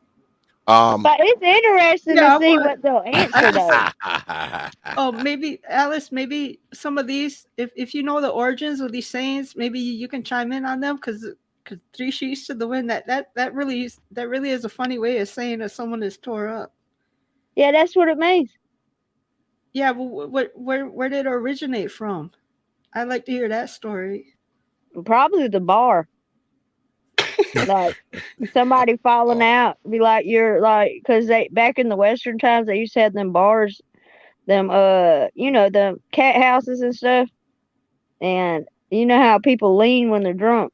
You're like, you 3 sheets to the wind, boy. But yeah, but read it. That's what it means. Like you pretty messed up. Well, according to Hooch, 3 sheets to the wind. If you've gotten drunk before, then more than likely this phrase could have been applied to you when you've had one too many drinks, but you swear to your friends that you'll be fine. They might not agree. We go on to the next one. Just a few more, ladies. Just a few more. Madder than a wet hen. Madder than a wet hen. Does anyone know that Southern white folk slang? Madder than a wet hen. Anyone? I guess you're very upset. Chickens don't like to get wet. Lady Alice. They're about right, because like it's a phrase of describing anger. You My said chickens madder. don't. You Yes, said madder than a chicken. What was it? Madder than a wet hen. They don't like to get wet. They That's run talking away. about it depends on, yeah, that's what it means. It means that you're really pissed. According to Hooch, madder than a wet hen. We've never encountered a wet hen, but this slang term has nothing to do with them. If you hear that a woman is madder than a wet hen, you shouldn't press any of her buttons. There's no telling what she's capable of doing when enraged. Yeah. That's the old saying, hell have no fury like a woman scorned. When she's mad, you just get the hell out of the way. You throw her some chocolate and you run, T.P.O.T. If you ever get a Southern woman, you just throw her some chocolate and run. Okay? Just let her run circles and be pissed off, and then she'll come back. She'll come back. Why chocolate? What is the chocolate gonna do? Because we love chocolate, like chocolate bars and stuff like that. It's the sugar, man. Oh, so if I throw her damn Hershey's, that's gonna fix it. It might. It might get her distracted enough so she ain't angry no more. No. But we go on to our next one. Fixin' two. Fixin' two is the phrase. Anyone besides Lady Alice knows what this means? Fixing to I that. That's can't like even. another way of saying, "Oh, I'm finna do this or I'm finna do that." I'm fixing to. I'm fixing to cook up some fried chicken. I couldn't even understand what was. I couldn't even understand what you were saying. Fixin' two. Okay, it was unintelligible to me. I couldn't figure out what the heck was coming out of your mouth. Yes. Fixin' two. I know you know what it means, Alice. So I'm just gonna read it. Fixin' two. Has anyone ever told you to do something that you already planned on doing? It happens all the time, and Southerners have a neat phrase to use as a response. It's simple and only 2 words. Fixin' two. Yeah, it's On like to I'm the about to next do one. that. I'm about to do Eh, that, or I'm on my way. Yeah. The next one, a mind to. A mind to is the phrase. Anyone know what that means? I have no Yeah. idea. Is that like another way of saying that you've made your mind up on something? Like you're determined. Lady Alice? Yeah, you know I know what it means. Let's read it. Alice is the white country slang the interpreter. A mind to. If you're thinking in your head about what you're going to do next, planning, contemplating, there's a certain term for that in the South. Can you think about what it might be? You definitely don't hear this one in other parts of the country. You damn sure don't. Who the hell says that except for the country white people? We go on to the next one. Piddle. The word piddle. Does anyone know what piddle means? Piddle. I have no idea. No idea. Yeah, my first time hearing that. I'm not even going to ask you, Alice. I'm just going to read it. I already know you know it. Piddle. What in the world do you think piddle means? For Southern folk, it means you're being lazy or procrastinating at a task. We're sure that you have more than a friend or two who piddles around, right? It can also mean wasting something. The next one. Yep. Happy as a pig in mud. Happy as a pig in mud. Oh, that would be like another way of saying you're on cloud 9. Lady Latina. Yeah, that you must be comfortable. Not even gonna ask. I'm not even gonna ask Lady Alice these no more. I'm just gonna let her chime in, when she feel like it, because I know she know all these shits. It's almost as if I got this out of a book at her house. No, Happy you as a just pig. you're in my town right now because these are things everybody says right here. Happy as a pig in mud. Are pigs happy when they are in mud? This is something that city folk certainly know nothing about. When was the last time most West Coasters even saw a pig? Probably at the county fair. For those who don't know, yes, pigs are very happy when they are in the mud. There's a lot of farms in California, though, right? You can drive on Highway 99, and you'll see cows in mud, and you might see goats and pigs. This next one, I think everybody knows. That dog won't hunt. That dog won't hunt.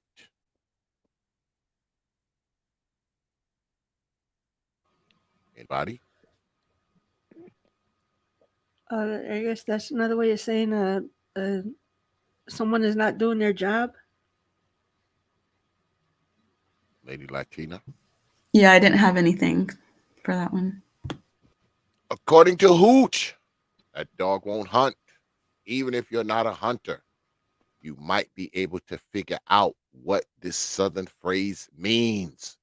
Dog won't hunt literally means that the dog won't do his job to go hunting with his owner to find raccoons, birds, or other small animals.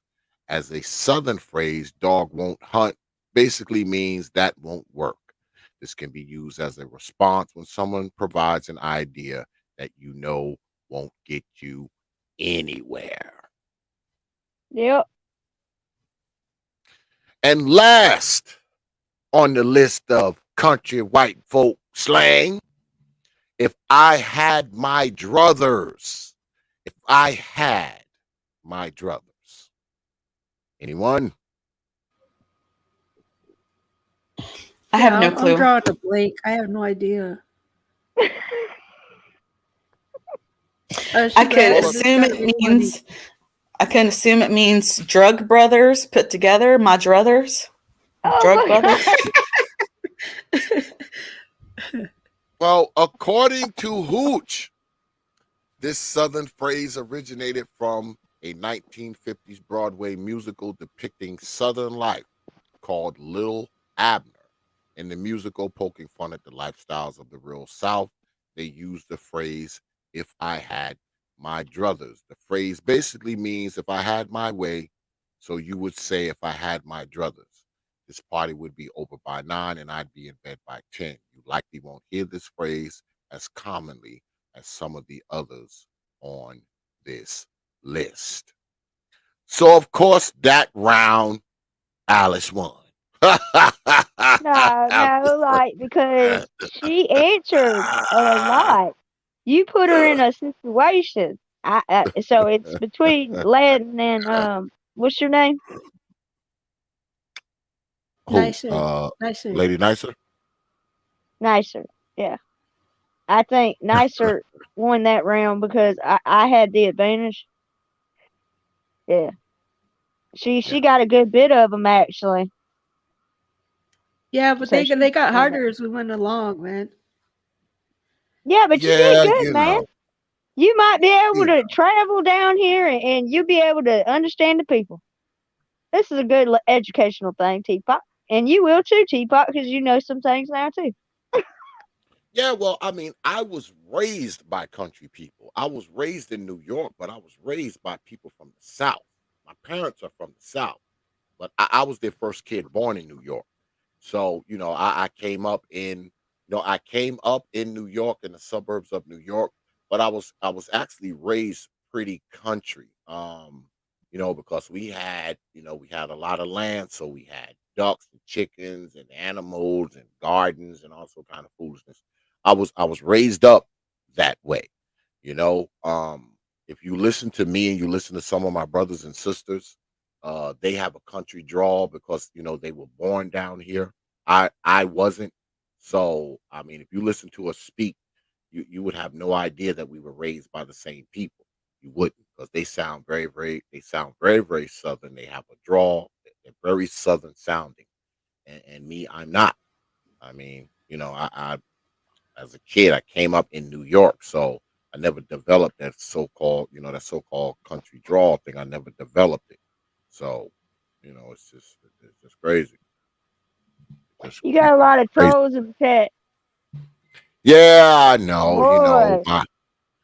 My bot will take care of them. My moderators will take care of them. Have fun. Don't even time them out, y'all. Just go ahead and block them. Just go ahead and block. Yeah, because they won't stop unless you block them. That's what I put in the chat. Just go ahead and block them. Did Ragnarok get deleted too? Because I got deleted earlier. Or hidden or something. Don't No. Well, that Yeah, was fun. whatever the bot doesn't get, just kindly take care of them. That's all. Make it so they gotta go and make another account and do all this kind of stuff. They have nothing. They have nothing better to do except be here, Yeah, and because we got like we chat. got we got Sent Triber, Crazy Mother. Man, it's getting like interesting. They getting what is it? Man, Well, there was well, at one least that said Alice's they're little watching. sister. Yeah, at least they're watching. They are Hey, they're watching. giving you views. They're giving you Yeah, views, Teapot. You know what I'm saying? they're Let them watching. watch. Yeah, hit that goddamn like button. Yeah, While you're yeah. If here, you go to you know, troll, pay the spamming and all toll. that. Yeah, spamming and all of that. Go ahead, hit that like button and the whole nine. Um, I think I'm gonna, cause we 2 hours in. I think I'm gonna go ahead and bring up some of the brothers. Um, any brothers y'all want to come up here and contribute to the second half of the ridiculous race game? Just go ahead, man, and hit me with an email, and I will send you the link. All right, I will send you the link, and you can come up here, and we will finish out the ridiculous race game with a few uh, uh male contestants. I don't know what the hell happened to Lady Toya. She must have forgot or something. I don't know. But yeah, Uh, if a few dudes I want to think come up, go right ahead and come up. Toya basically told us when the calls come home, that's when I'm showing up. Ah, She said, I, "I'll be there when the cows come home." mm, Yeah, yeah, there well, you go. There you go. Use it. There Ah, you got see, some terminology, and yeah, that's how you right. use it. See, yeah. She'll I come think home. if I did Cows go come down, home. yeah, if I did go Go down ahead. south, I think I'd fit in pretty good because even though I grew up in the barrio here in St. Paul, my father, he was raised in a small town, and my mother is from a small village in Alaska, so that they raised me with those country values. So yeah, I think Mm, I'd fit in. I just got to get the terminology, like you said. Yeah, it's not that Once I get hard. that, I I'll be good to mean, go. yeah, I mean, it's not that hard. It's just a way of saying things is all. Because most Southerners don't want to use cuss words unless we really pissed. But yeah, that's a lot of ways that people have learned to explain things or describe things. It's just they're kind of funny a lot of times, and when you're around a lot of country folks, you'll laugh a lot because of the stuff they'll say. Like "get her done" means like you need to get it done, but you say "get her done." Y'all could be, it means a whole bunch of people. Y'all, hey y'all. It's like going in a room with a whole bunch of people. You don't say hey you say hey y'all because there's a whole bunch of people. It's just interesting listening y'all trying to understand the language. It tickles me because like some of these sayings I ain't heard in a long time. Like it'll like the saying it's been a many moons ago. You've probably mm, heard that before. Many moons yeah, ago. yeah, That I've means heard it's that. been I a mean, long time. some of these phrases I'm actually familiar with, because my folks used to use them, and some of them still do. They use phrases like "that dog won't hunt," "over yonder." They say things like that because they're Southern people. So some of them I'm pretty familiar with. I'm pretty familiar with them because my people are from the South. So I mean, it's not like there was only like a few like cattywampus and shit like that. I ain't know what the hell that was. But most of them I kind of had a good idea of what they were, based on my background coming up, shit like that. And being that I'm in the South now, I'm in North Carolina now, so I do I hear these terms from time to time when I deal with people, but mostly white folks. So I don't really hear these sayings too much from black people down here. I heard it a lot more when I was up north, from my family saying it, but down here, I didn't hear that too. I don't hear these phrases too much down here from black people. It's mostly, the white people. The white people that I deal with, in business and whatnot. Those are the people that I hear use, some of these country phrases. But Well, I want to show. Go ahead. Go ahead. like my area, the black folks and the white folks, they all about talk the same. So like, you hear that all the time in like the rural areas, the people that work on the farms and stuff like that. But it's like when you go to the city and stuff, there's a whole nother language. They'll be like, "Hey, shouty, what it is, shouty? Let me holler at you, shouty." Like you've seen like Ludacris and all of them, the way they talking about, yeah, what it is, shouty, bust it low, shouty, stuff like that. That's like city language. So when they come out to the country, they're like, "What in the hell you saying?" And we go, "Well, what in the hell you talking about? Because I ain't short and tall." Mm. But yeah, everybody's a shouty, a shouty. Like everybody, it could be a man or a woman. Everybody's shouty. Well, I want to show you, ladies, something because the theme of this is white crime. So I'm gonna go ahead and share this, even though it might fuck up. I want to show y'all something. Did you check your cache data? Did you clean it out and No, I did see how not. many No, I tabs did you not. had? Like, No, try I that did not. before you do it. Make sure No, it might I'm keep not. it from I'm gonna dropping. do it. God damn it! Right now. Uh-oh.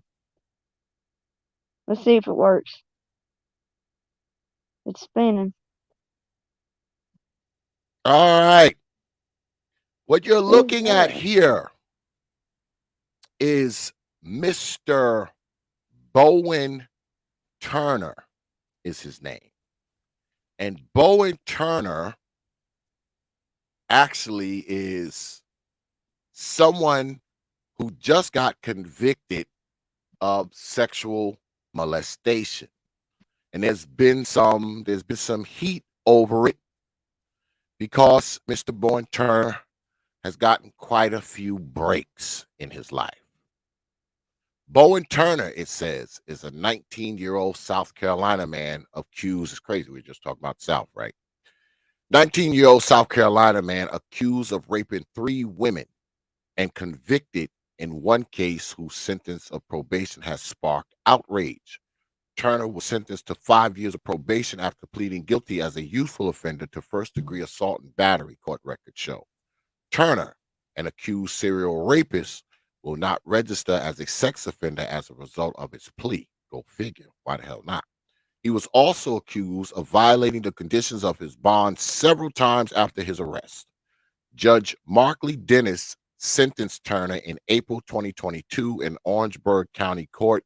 If he follows the terms of his probation, his conviction could be expunged from his record and he will not have to register as a sex offender, according to court records. Turner was originally charged with first-degree criminal sexual conduct, but his guilty plea to a lesser charge, the Times and Democrat and Orangeburg newspaper reported, he could also have his probation shortened, according to the newspaper. He could have faced up to 30 years in prison on the original charge. Turner of Orangeburg will have to follow sex offender registry rules during his probation, the newspaper reports. Reverend Dr. Darren Best, the father of one of the victims, said during Turner's April 8th, 2022 sentencing hearing, in reality, justice will not be served here today, and this is but a formalized stage of prearranged dance that was choreographed in secrecy and is nothing for the victim's support. The Times and Democrat reported one of the sexual assault accusations against Turner was dropped after the accuser's death, despite objection from her family and advocates that prosecutors should have enough evidence to move forward without her being able to testify. Turner, his attorney, and his family have not commented about the case or the national attention the sentence has received. Turner's lawyer is Brad Huddle, a South Carolina Democratic state senator. Second Circuit Deputy Solicitor David Miller, who prosecuted the case, has also not commented. And Judge Markley Dennis has not made any statements about the backlash to his sentencing decision. Dennis has also drawn criticism for barring a local TV news reporter from entering the public courtroom during the sentencing hearing. The case quickly gained viral attention on social media after Turner was sentenced and after it was highlighted in a thread by FITS news reporter Mandy Matney. Here's what you need to know about Bowen Turner. First and foremost, he's a white boy. Bowen Turner was accused of dragging a teen girl behind a truck at a party and sexually assaulting her, and of sexually assaulting another teen while she was intoxicated in 2018. He was not charged in a third rape accusation made against him. Oh, baby Jesus. Yes. Number two. See, Okay. okay. Turner violated the terms of his pre-trial release by attending golf courses 19 times, eating at restaurants, and leaving the state. According to court records, the local victim advocate plans to appeal his sentence. Bowen How Turner's much time did parents he get? get anything. Nothing. He didn't. What? And this guy is Okay. a serial offender. So he must be related to the Bidens or the Cuomos, something. Okay. Who he? What's that Go say? ahead. Go ahead. What's that say right there? Go ahead. It says Part 3. Bowen Turner's parents are James Walter Turner and Jennifer Bow. Turner, his father, Walt Turner, is an investigator for the First Circuit solicitor, David Pascoe. There you have it. What is that? What does that mean? What's his father do? Who does he work for? He's an investigator. He's an investigator for the okay. goddamn district attorney's office. So what district and where again? Like, is he a Democrat most likely? Yeah, that's a Democratic area, but that's not the point. What the victim should do is request a trial in a different county because of the father being an investigator. They could appeal for them tampering because, like, the sentence doesn't even make sense, for one. And I would file in another county to have the courts, like, because that's how he got off, is he had somebody in there, and that person should be disbarred because of this situation. Like, they shouldn't even, they're supposed to, like, step away from certain cases if they have any kind of connection to the person, like in Georgia with that what was it, Georgia with that Aubrey case. That investigator stepped away, and it's because they knew the people. And then the Georgia patrol, what is it? The Georgia State Patrol, the people that do the internal investigation. So I would suggest, like, internal investigations. When somebody is acquainted with somebody who's being investigated or, like, going to court, they have to step away from that because, like, I've been on a jury before and they ask us, do you know this person who is on trial? And if you know that person, you have to tell them, and then they have to, like, I think they have to dismiss you. I'm not sure, but they most likely get dismissed from service. Yeah, it's like you have to recuse yourself from the case if you have any kind of relations with them. But this just shows, T.P.O.T, like, the victims don't mean anything. Like, it doesn't. I've been seeing this more and more, especially with sexual crimes, and I think this is why South Carolina just put in the fire. Like, they just re-implemented the, what is it, the fire line, like the shooting line, where they put you out there and you're not hung or anything. You're in the gun line. That's what they're doing now. Like, they just re-implement it where they do the fire line. Basically, you get shot until you're gone. That's what they do. Okay, so that, I know that isn't it usually called, like, death by firing squad? Yeah, the firing squad. That's what I couldn't think of the word. they're actually doing that, where they're actually putting people to death by firing squad. That's what's Yeah, going they on. just That's re-implemented what's it. going on. They Wow. just re-implemented it in South Carolina, and I think it's because the jails are so full, and there's these crimes like this that there's no fixing these people. Okay, um, and normally when they get out, they reoffend. Like 9 out of 10 will reoffend, and it's worse every time they go back out. Yeah, Well, because it seems. they're billing this guy as a serial molester, not just a Well, it's because he's secondary. got more than one victim. That's why. Absolutely. Well, Also, yeah. the most people that get away with the crimes are not the conservatives. If you're a conservative and you have any connections to like any political person, you're most likely going to be on the news everywhere, and seems like they'll most likely like put them in jail. But this person definitely seems like must be related to some big time Democrats that are pulling strings for him, letting him off the hook or something. Well, it's like the Yeah. old saying, it's not what you know, it's who you know kind of deal. And he knows the right people.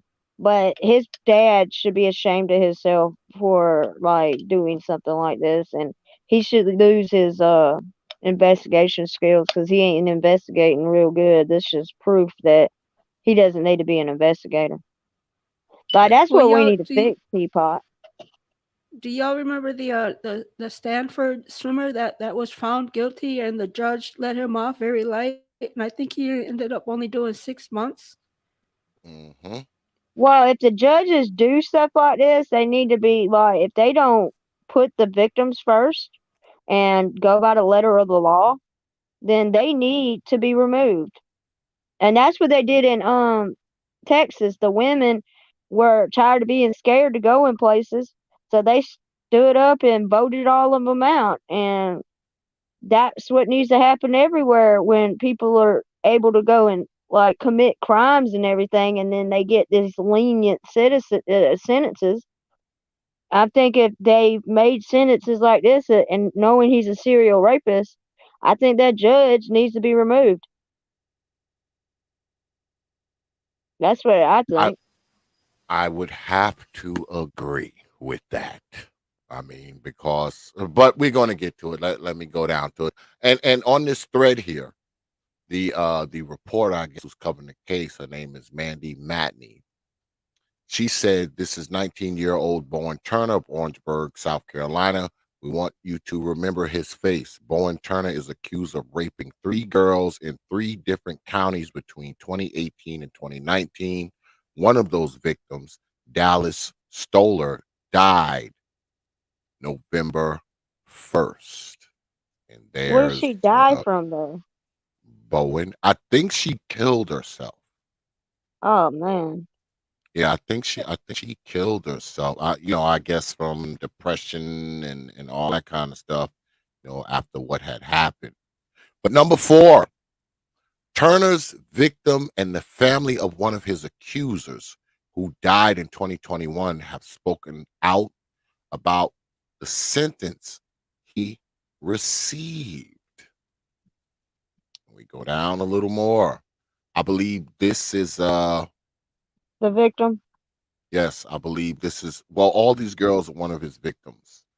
And I think that she's the one who killed herself. Her name is Dallas Stoller. She's the one who killed herself, I believe. And the case, because he had been arrested for sexually molesting her, but she killed herself before the case went to trial, so they dropped it. They dropped it. So somehow, some way, this guy's just skating from all kinds of mess. Number 5, Turner's attorney, Brad Huddle, who ran for the U.S. Senate as a Democrat in 2014 as the minority leader in the state Senate, was accused of slut shaming one of the victims during a hearing in 2019. Now, Uh, let me ask you ladies, and I'm going to put this article in the chat so y'all can take a look at it for yourselves, because it's kind of lengthy. I just kind of skimmed through it. Go ahead, read it for yourself. Y'all know how we do it here. Don't listen to me. Read it for yourselves. Oh snap, Dr. Thunder. Hold on. God damn it. Hold on. Dr. Thunder is in the chat. Doc, man, I gotta hit you up, man. I gotta get you on the show, brother. I gotta hit you up, man. I hope you're free next week, my brother. I hope. Hit me on my email. Let me know, man. What day is good for you next week? Whatever day is good for you, or whatever night is good for you next week, we're gonna do it, Doc. With whichever one you say. Whatever night you say, we throw down. So hit me up in my email.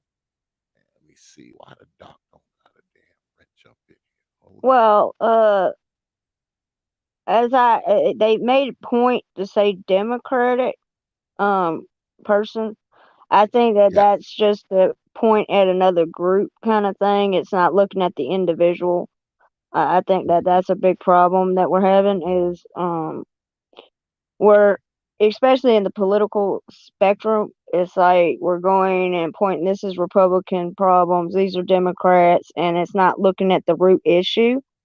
And they made a point to put that in there. The fact that he is holding office and that type of person is talking that way, that's what needs to be looked at. Not which party he's at, but what is he doing, and is it something that needs to represent that state?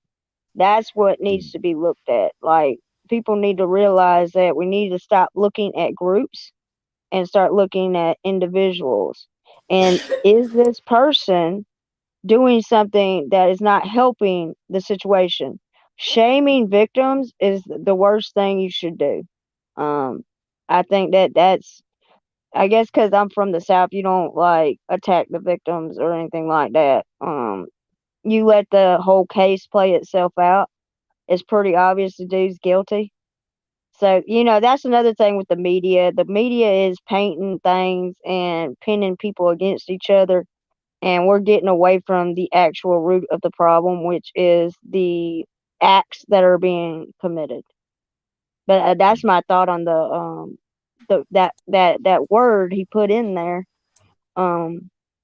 He made it a point to say that there's a lot of like trigger words, like that is you people know with you notice Democrats. this, like like they made it a point to say that. So what I'm thinking is that probably somebody from the right wrote this. Well, Possibly. that goes to Lady Latina's point that she made that he must be a liberal, because if he was a conservative he would be in prison, is what Lady Latina said earlier a few minutes ago. Well, they are more You just stricter looked it on up. the conservatives. They are more stricter on the conservatives because they know that conservatives have a value system, and when they get out of their value system, they are harder on them because they have been taught to have self accountability, responsibility, and all that. That's why they're so hard on conservatives because of that. They know that's one of our traits. And that we're supposed to stay in that, but there's a lot of people that present themselves as conservative, but they're really not. They don't even have the value system. Well, I just looked it up, and it says that South Carolina, Orangeburg County is over 66% Democrat. Yeah, which explains why they're so, like, what I've noticed, T.P.O.T, is, like, depending on who's in office, it is a big thing with the Democratic Party where they're more lenient on criminals. That has been seen in their policies. That is a problem. That is a problem because even in my area, it's majority, like, in the city, it's like a Democratic area. And when that 8-year-old girl got killed by a ricochet bullet, the little black girl, it was because we had a new DA. He is Democratic, and he's letting people get off on everything. Even though the Well, guy was known as a gang member, he let him out, and now an 8-year-old girl's dead. well, let me throw some shit in the game. Yeah, go ahead. Is it because he's connected and his dad works for the solicitor general and his lawyer is a democratic senator and all that stuff, so obviously his family's very connected. He's been accused of raping 3 girls. He got convicted of raping 2 of them, and somehow he skated out of jail, and they're talking about scrubbing his record and also saying he won't have to register as a sex offender. But what Hey, if Mr. Bowen here, Mr. Bowen Turner here, what if Mr. Bowen Turner was a Laquan black guy? Quavius, Laquan Quavius Turner? Would Laquan Tavius Turner get the same treatment, even with the goddamn connections? Depends on the area, because like with my area, it's nothing but black senators, black lawmakers, and like it's a complete black area. And the person that got out of jail was a black person, and that's why that little black girl's dead. So I'm thinking it's more of where are they at and who are they connected to. Um, it wouldn't really be about color. It would be about who. Like I said, it's not what you know; it's who you know, kind of deal. Mm-hmm. Mm-hmm. Um, so I think with all the people that he's got, if it was a black guy, LaQuavius, or what did you call him? Laquan Quavius. Uh, Okay, Laquan. If Laquan had the connect, it's kind of like having a good drug dealer. You know what I'm saying? You get the best of the best. Mm. That's where I'm starting to look at these, like these ain't nothing but crooks in suits. I mean, you know what I'm saying? That's why I'm like I'm independent to begin with. Because I just the two-party system, man, they're pretty corrupt, man, on both sides. But yeah, I Other think ladies it's because wanna of people he knows. other ladies, you wanna take a stab at it? Would Laquan Tavius would he get the same treatment after sexually molesting uh 3 girls, getting convicted of molesting 2 of them? Um, One girl committed suicide, so they dropped the charges on her. But according to the family, the district attorney had enough evidence to proceed, but they just didn't. Would that happen to Laquan Davis if he was in the same position? I think that the other guy would get sentenced the way that they're supposed to if he was just a regular person and didn't have any connections to any powerful people in the city that he was being charged in. Hmm. Lady Nicer?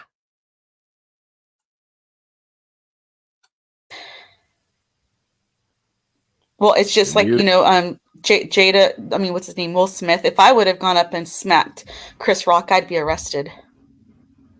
Oh, I'm back. Hmm. I'm sorry, y'all. I had to step away for a moment. Don't be leaving from here. Go ahead.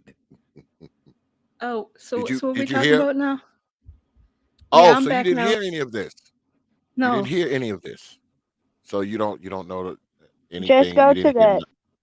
Just go to the none of the top and Bowen Turner show stuff. the guy.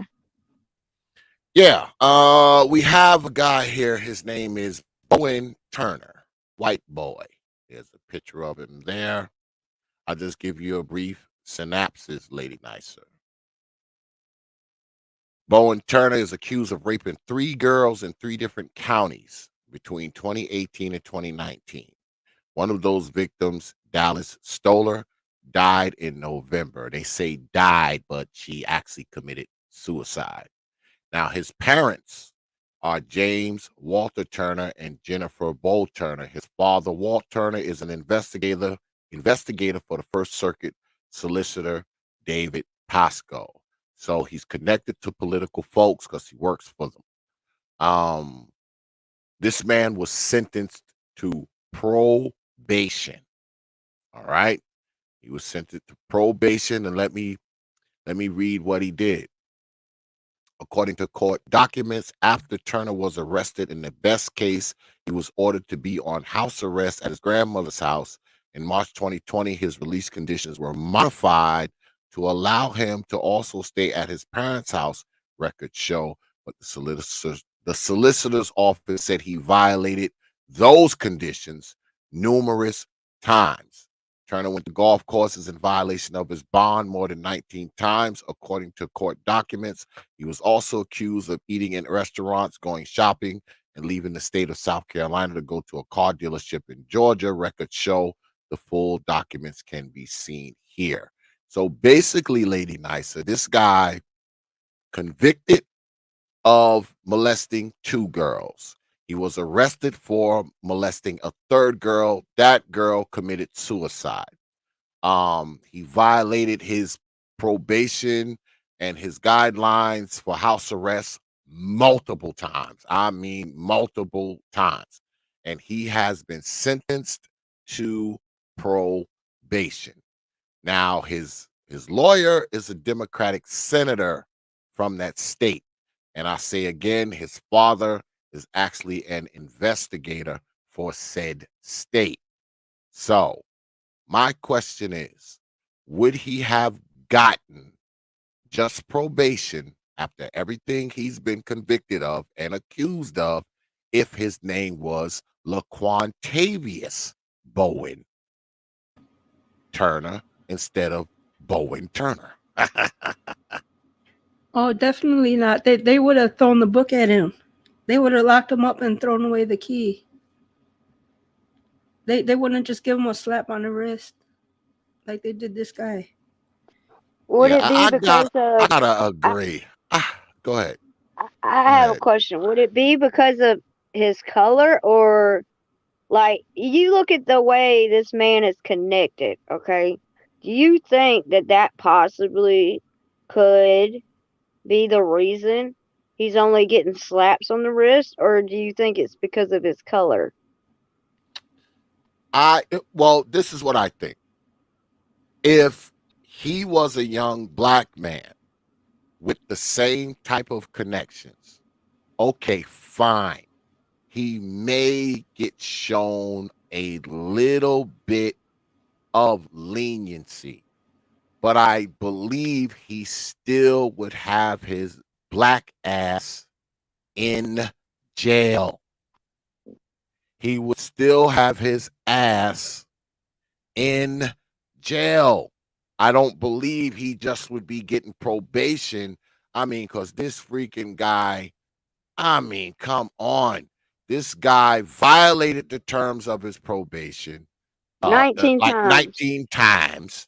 Uh, they modified his probation so he can do other shit while he was out on bond for the first girl's sexual molestation. He did another one. So there's no way this guy should be walking around in Orangeburg, South Carolina right now. This dude should be locked the hell up. He's been convicted of the I other think, 2. yeah, I think that this should be like the case that should get everybody involved removed. Because, look, man, it's not, I see this as a real issue. Okay. It's not just him, it's who all is involved. And they all need to be removed because this is just out of this world to know he has violated that many times, committed more crimes, and has been put on probation.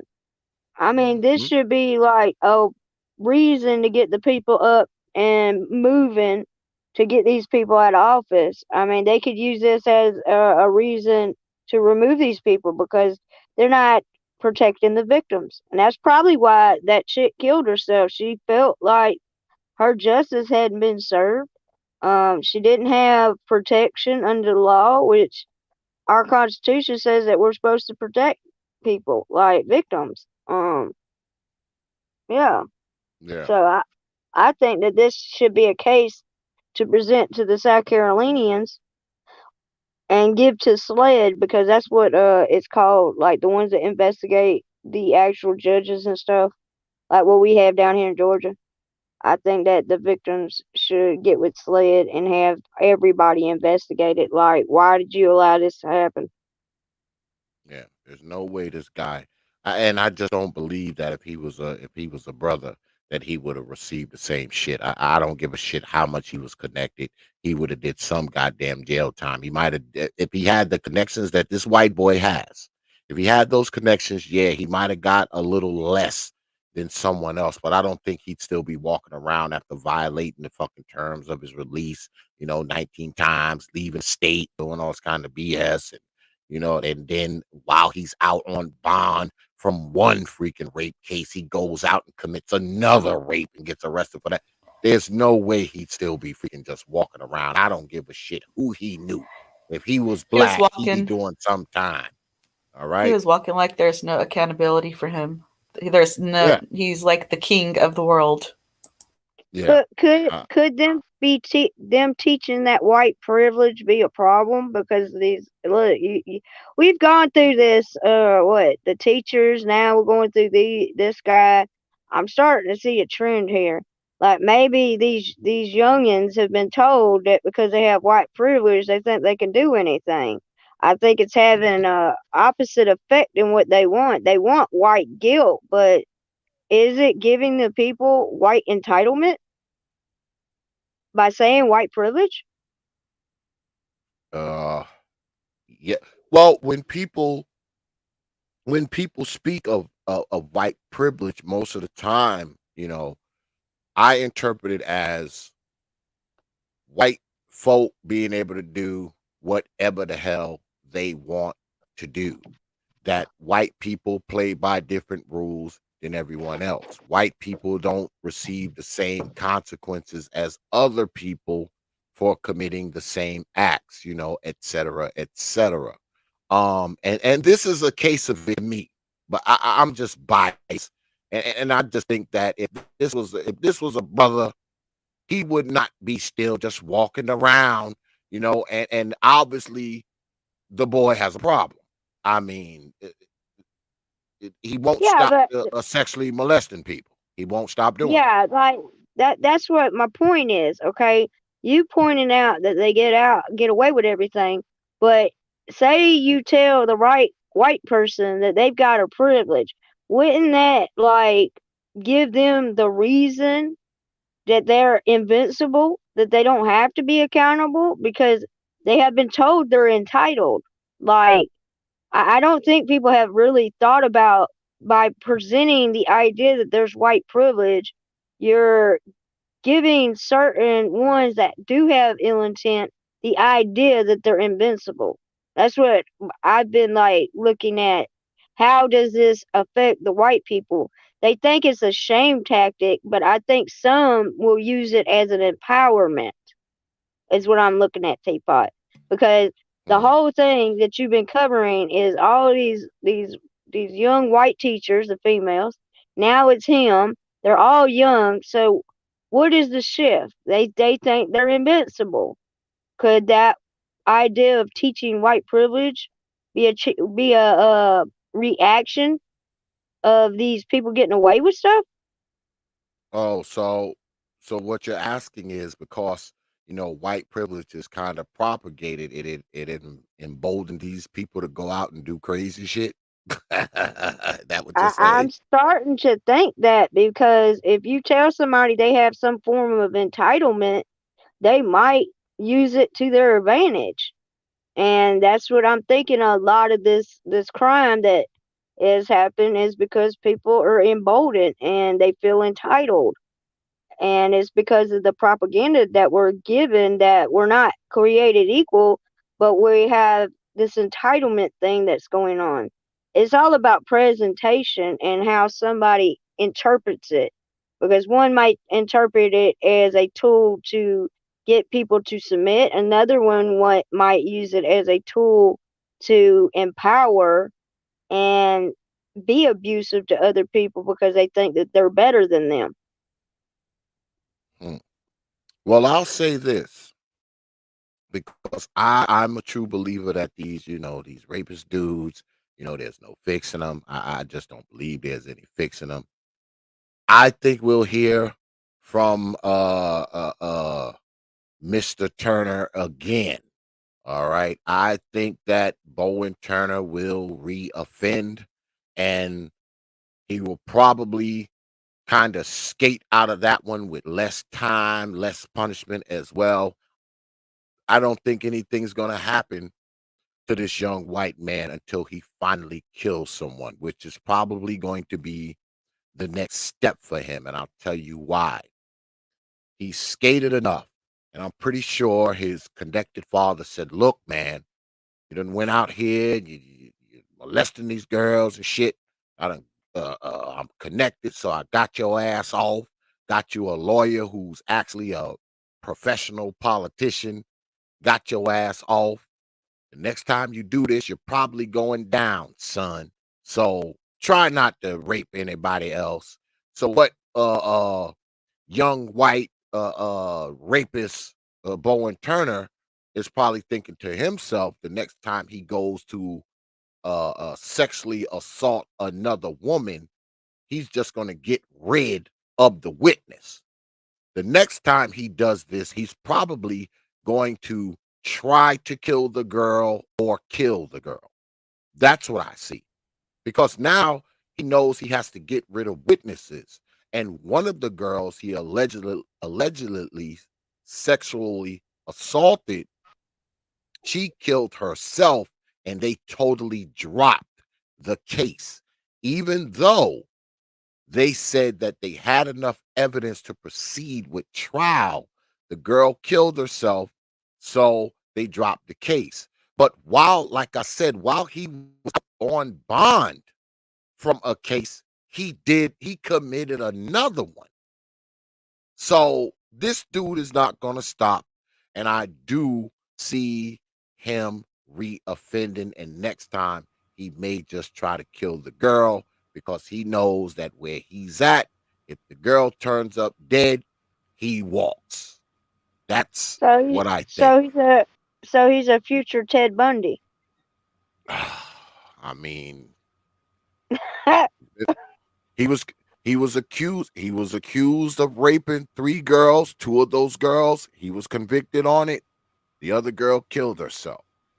Yeah, So that's what I I'm mean, saying. Like Ted Bundy did things that he did, and they couldn't pin nothing on him until he started killing people. So yeah, I think you're right, Teapot. He's not going to really be held accountable until bodies start piling up. And that it should. yes, It's sad that you have to say that, but it should. That's what. Like these are the type of discussions we do need to have about what really needs to change. Like when I see situations like this, I don't focus on what color he is. I'm looking at what are they doing and what needs to change. And obviously they're too lenient and do not care about victims, and that's what really needs to change. If there's judges, prosecutors, or whatever, they just because they're your kid does not mean that they should get lenient on anyone. I mean, yeah, that needs to change. Yeah. So when I look at something, I try to look at the problem and then try to work toward a solution. But I yeah, think it's that just the white privilege thing is fueling this because they're emboldened. yeah, Well, it's Yeah, is that their his parents. Sorry, go ahead. go is ahead, that lady. his mugshot we're seeing there? Because it looks like he doesn't have any remorse at all for what he's done. From the Yeah, well, judging you this know, picture that I see. that these people, man, these people who get out here and rape folks and do all this kind of foolishness, they don't have no remorse. Remorse. These people are psychopaths. They don't give a damn about other people. They don't care. He looks like he almost wants to smirk because he knows he's going to get away with it. I He is agree. smirking. He is smirking. You don't see that raise of his side? Like, yeah, I did that, and I'm getting away with it.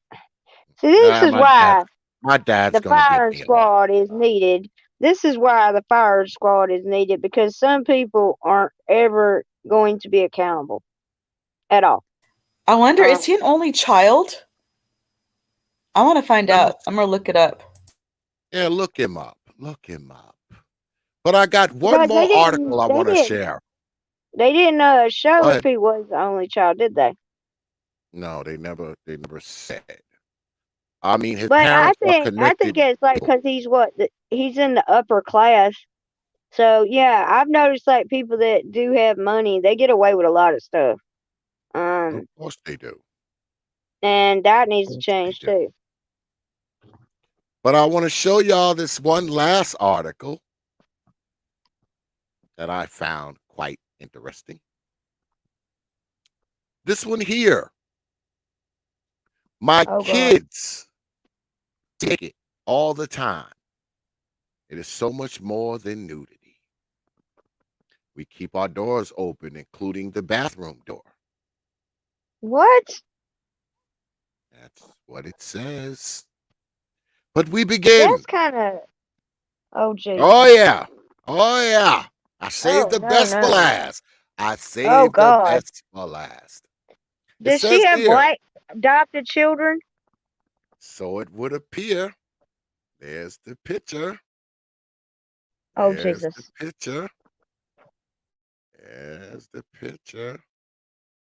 Everybody wearing shades, you know. Got these black kids growing up to be weirdo white people. Black kids growing up to be weirdo white people. Ain't that something? But we read, being naked in front That's of my kids them. started That's them as weird white people. as a as a safety issue. At one point, we had 3 children under the age of 4. There was zero privacy. We never closed our doors because we had to supervise our children at all times. When we would occasionally take a quick bathroom break or to shower or use the toilet, we needed to be able to hear our kids just in case. As the years went by and our children grew older, we continued with keeping doors open. This wasn't a conscious decision. We simply didn't bother overthinking that our kids were seeing us get dressed or pee. In fact, it led to an important discussion about bodies and boundaries. Now that my children are older, from 5 to their teens, I realize the benefits of not closing doors. Our kids aren't shocked by natural bodies and bodily functions like periods. By knowing what was going on within the comfort of our own home, they felt free to ask us questions, which varied from what products to use to manage a period to how babies are made. They are allowed to have their own preferred boundaries. I don't want my children to see their bodies as something to hide or be ashamed of. We've allowed them to create their own boundaries. If they want to close the door to dress or shower, fine. But if they don't, that's okay too. They are welcome to come to our room, but if the door is closed, we ask that the child knock and wait to be invited in. Usually, we close the door only to wrap holiday gifts, a surprise they definitely don't want to ruin.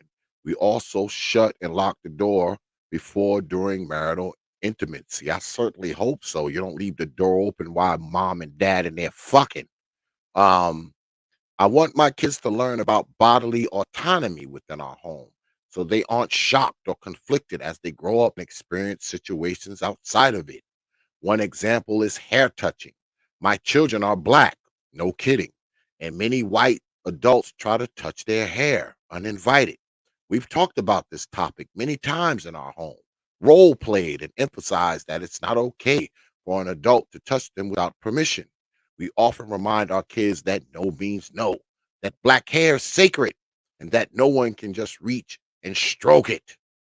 Our openness has also led to conversations about physical affection versus inappropriate touch, as well as secrets and surprises. Surprises like when you buy someone a birthday gift and have it wrapped and ready to give are one thing. An adult who asks a child to keep a secret is a red flag, and our kids should always tell us. Ladies, your thoughts of these black kids being raised by weirdo white people that they all just walk around naked and take a shit in front of the kid and all this old kind of foolishness. What is your thoughts of these black kids growing up to be weirdo white people? I don't think it's matters the color of the skin, but my family, when I was growing up, we were taught modesty and told to close the door, and we didn't change in front of siblings. Like, it helped me to respect my body, and my temple is my body, you know, and to take care of it. And I know some other people, like some mothers, walk around the house naked in front of their kids, and I don't think that's appropriate. That when that happens, when I see that in some families, it seems like they lack boundaries in their social relationships also. T.P.O.T. Go ahead. These weird, this is the, listen, these are weirdos, okay? You could teach all your kids everything that they're supposed to be teaching them and without being butt-ass naked. Let's be real now. I've done taught my kids about all this stuff that they're talking about and the importance of boundaries, but they're not teaching them the importance of privacy and why it's necessary. Because, like, when you're just out butt ass naked in front of your kids, you're not teaching your kids that adults should not be naked in front of you. Okay? Adults. Once a child is starting to understand what their body is, that child needs to know the importance of privacy, modesty. There's ways of teaching things. So this is just like a weirdo bunch, and don't think all white folks is like that, Teapot. I think you got you Don't be trying to slide away from them now, Alice. You and that damn Ragnarok I boy. told you I ain't white, okay? Y'all But this is an always trying interesting to bunch. slide away from your brethren. No. No, I'm an American, okay? I'm just a ginger, so I can't get a tan. That would be nice though if I could get a tan. But like, yeah, I think that them actually talking about it is kind of even more weird. And why do they have the kids after they didn't admit it being naked and defecating in front of kids and stuff like that? Like that, I can't understand it because I wasn't raised like that. Like, there's a reason for doors and there's a reason for clothes, and you better have your clothes on your ass and not show nobody your ass. But that's how I was raised. There is some good points that I seen in this article about teaching your kids and stuff like that. Nobody should be playing with your hair. There needs to be boundaries. And yeah, if an adult tells a kid that keep this secret, that's a red flag. Yeah, there is some good things in the article, but the being naked, that no, not no, but hell no. Lady Hell no. Nicer, your thoughts?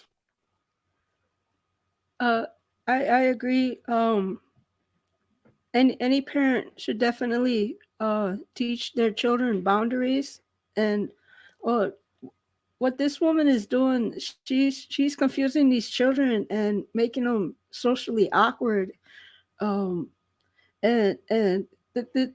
this article should be reason enough for her to get her foster care license revoked if that's what she is, because it doesn't look like those are her biological children. And does it doesn't say, it doesn't give the reasons why she's even doing these weird things in the first place. So it's just it's crazy. Man. I don't know, white people. Well, you know, y'all doing, white folk? The United States has like different customs kind of than other countries, because what I've heard is that other countries don't have as big as a problem with nudity.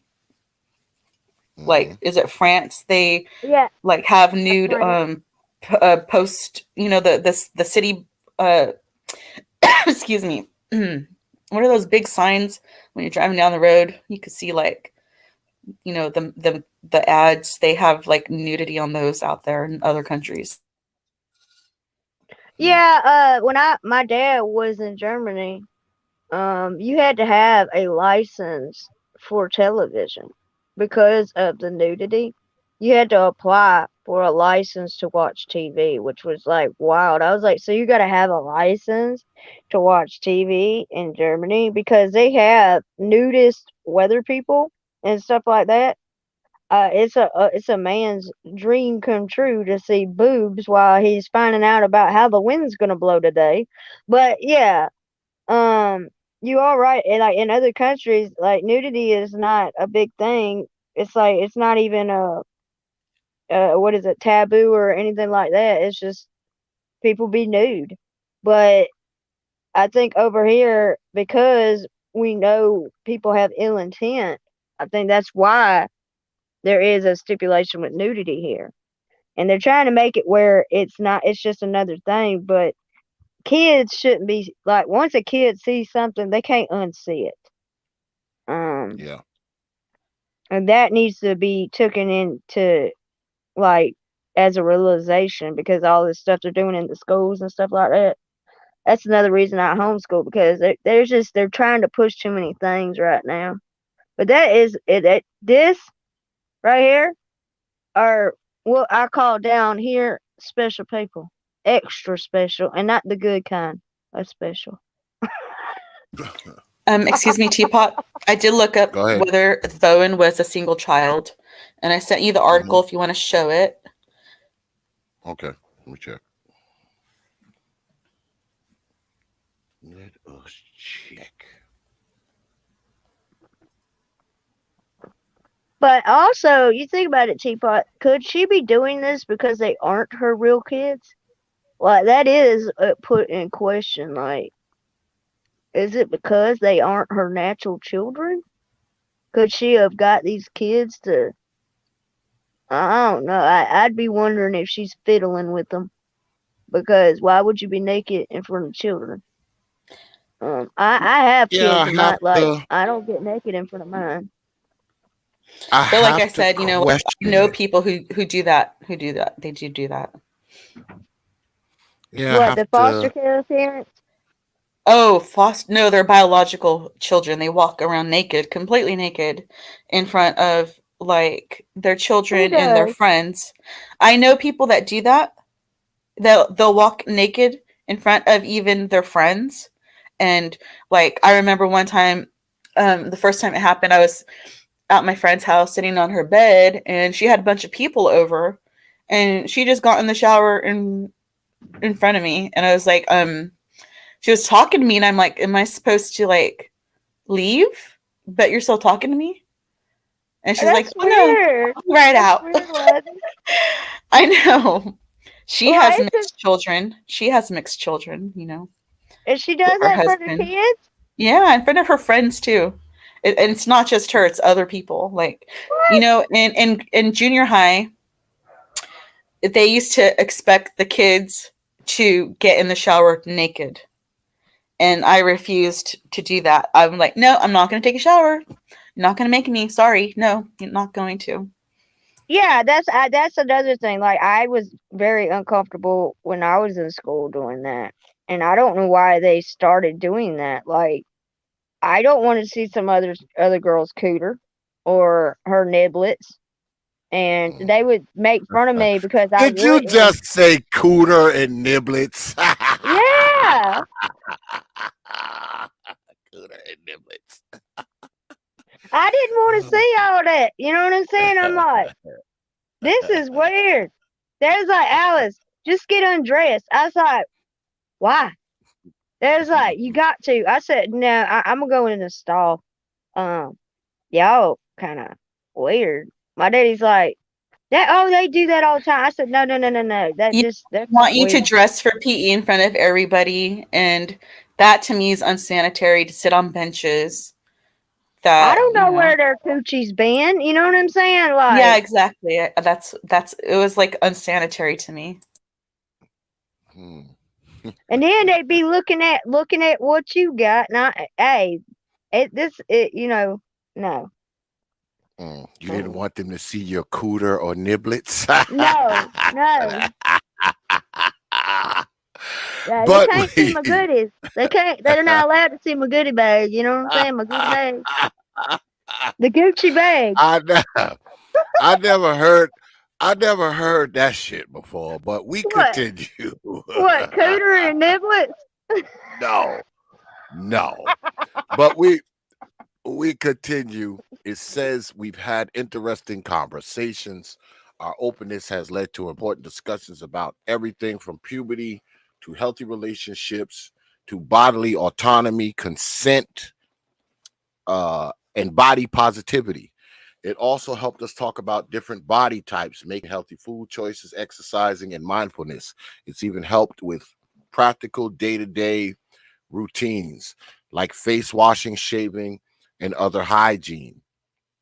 My children have seen many of these happening naturally as they pop into our bedrooms to chat about whatever's on their minds. I want to be my child's first educator, making sure they get the right information so they can be empowered as they move on from childhood to adulthood. Now, I want y'all to see a picture of these people, right? Now, you sit here and you see these people, and this is a recent photo too. This was taken this month, about a week ago. It says April 8th, 2022. Now, these are two white people, right? These are two white people. They have 4 adopted black children. Now they just got done explaining how they walk around butt ass naked in front of the kids, how they take shits in front of the kids, and also kind of foolishness, right? Now, I'll ask this question. If they were a black couple, if it was a black couple, would it be the same? Would they be able to go on the Insider? Would they be able to do it? And I'm going to put this in the chat as well, because I want y'all to be able to read it yourself. Don't just listen to me. Read it for your damn self and come to your own conclusions. But I believe that if they were black folk doing the same shit, there would be a problem. I don't think it would just be okay that they're doing this. All right. You're walking around, you're butt ass naked, you're taking shits in front of the kids, you leave the bathroom door open, you leave the bedroom door open. You're teaching them to do the same thing. Leave the door open, leave the bathroom door open. I mean, you're teaching them this. So I get pedo vibes from this. Okay, I'm just gonna be real with you. Okay, regardless of what color, this is over the top strange. Okay, and They probably just had like hippie parents that were like democratic lefty leaning who thought like we just need to like just love is love, and we shouldn't be ashamed of our bodies. You just need to like embrace your body, and there's nothing wrong with being naked, and it's just natural to poop in front of each other. You know what I mean? That's probably what kind of shit is that? yeah, there are people like that. 411 Talk Zone radio show. Do you know, you've done a lot of research, about a lot of people and that kind of behavior, don't you? Is this a city thing? Because I don't know anybody that I know like. well, it down doesn't here. say where they're from. It doesn't say where they're She looks like she's from. so cocky. Look how she put her hand on her hip, like, yeah, I poop in front of my kids. I ain't look at me. She got that shit handle on her hip. You see that? Like, yeah, I'm teaching them to love white people's bodies. You guys, Yeah. 411 Talks show, 411 said he's done videos about this. We should pull up his Oh, video. yeah. Well, brother Leon, that's my dude right Yeah, there, tell man. him to come up and like narrate it for us. Yeah, brother Leon, man. You can come on up if you want to, we brother. got some weird people in this world, man. I'm Oh, and ready to then become that Amish. article I sent I'm you, ready. it does say that he was an only child. Look, I'm Mm. ready to just become an Amish person and just screw electricity and the internet. I'm telling you, man, because the more I see, the more I'm just like, what in the living world is going on in these people's heads? You know, I This mean, ain't normal, Teapot. Like, to be of able to course go it's on a not. media and state this is like weird. Oh, Of 411 wants course the it's. link. Yeah, because Uh, 411 did put in the chat, he's gone over this. It's not just, I think it's, I don't know, man. I can't explain it. Like, people need to know that privacy is necessary. You know what I'm saying? And this takes away privacy completely. Like, what if the kids decide to go to somebody's house and just walk around butt naked? That's gonna like scare the hell out of the other parents. You know what I'm saying? Hey, Alice, I was scared when I started to see people walking around naked and talking to me. And Regula Degula said, I think he was saying that, shoot, my friend was trying to seduce me. But no, I wasn't the only one there in the house. There was like her other friends and her sister and their kids and stuff. It was really weird. That seems like a mhm. narcissist thing, like a grandosis, like they Um, want to be seen kind of thing. yes, Like, yes, they like look to at be me. seen. They do like to be seen. They're very confident and they think they're so beautiful, you know? Yeah, that's that vanity. Like, that's a vanity issue. Like, yeah, grandoses. Like, for them to want to just prance around little youngins butt naked and poop in front of them. Like, who wants to smell your shit? That is fucking disgusting. I'm sorry. Man, I can't even look at this no more, Teapot. Come on, man. Let's talk about something, man. Is 401 gonna join because he was asking for the link? This is Yeah, getting yeah. weird. Check your email, brother Leon. Check Boy, your this email, is brother. I getting sent it to weird, you. Teapot. Like, you done took me down a rabbit hole. I wanna escape now. Okay. Of course, this is the ridiculous race game. This is the type of shit that happens here. You know that, Oh Alice. my Jesus. Lord Jesus, And take the see, wheel. Save these children. I, Save the I babies. I picked this for a reason All right, because reaction? Reaction? Like, simply this is simply screwed up. because the parents were white and the children were black, and it I fits Well, the say save the narrative kids. of the you know what? ridiculous race game. We need to get to the That's why chopper. I We did need to it. get to the chopper and save the children. We need to get to the chopper and save the children. but This should be but a that doesn't for sure tell tonight. I saved the best for last. Brother Leon, what's good with it, man? Hey, what's going on, panel? What's going on, brother T.P.O.T? How you doing? I'm good, man. I'm good. What's up, man? Yay, Hey, man. 411. Hey, yeah. 411 is pretty cool, man. How you doing, I man? did a topic on this, man. Look. This is what I call deviant behavior. It could read. Deviant? It's very deviant. In fact, I couldn't pull it up. I did a video on this show called Smothered, and the daughter and the mother were in the shower together. Grown Oh daughter my and mother, yeah. God.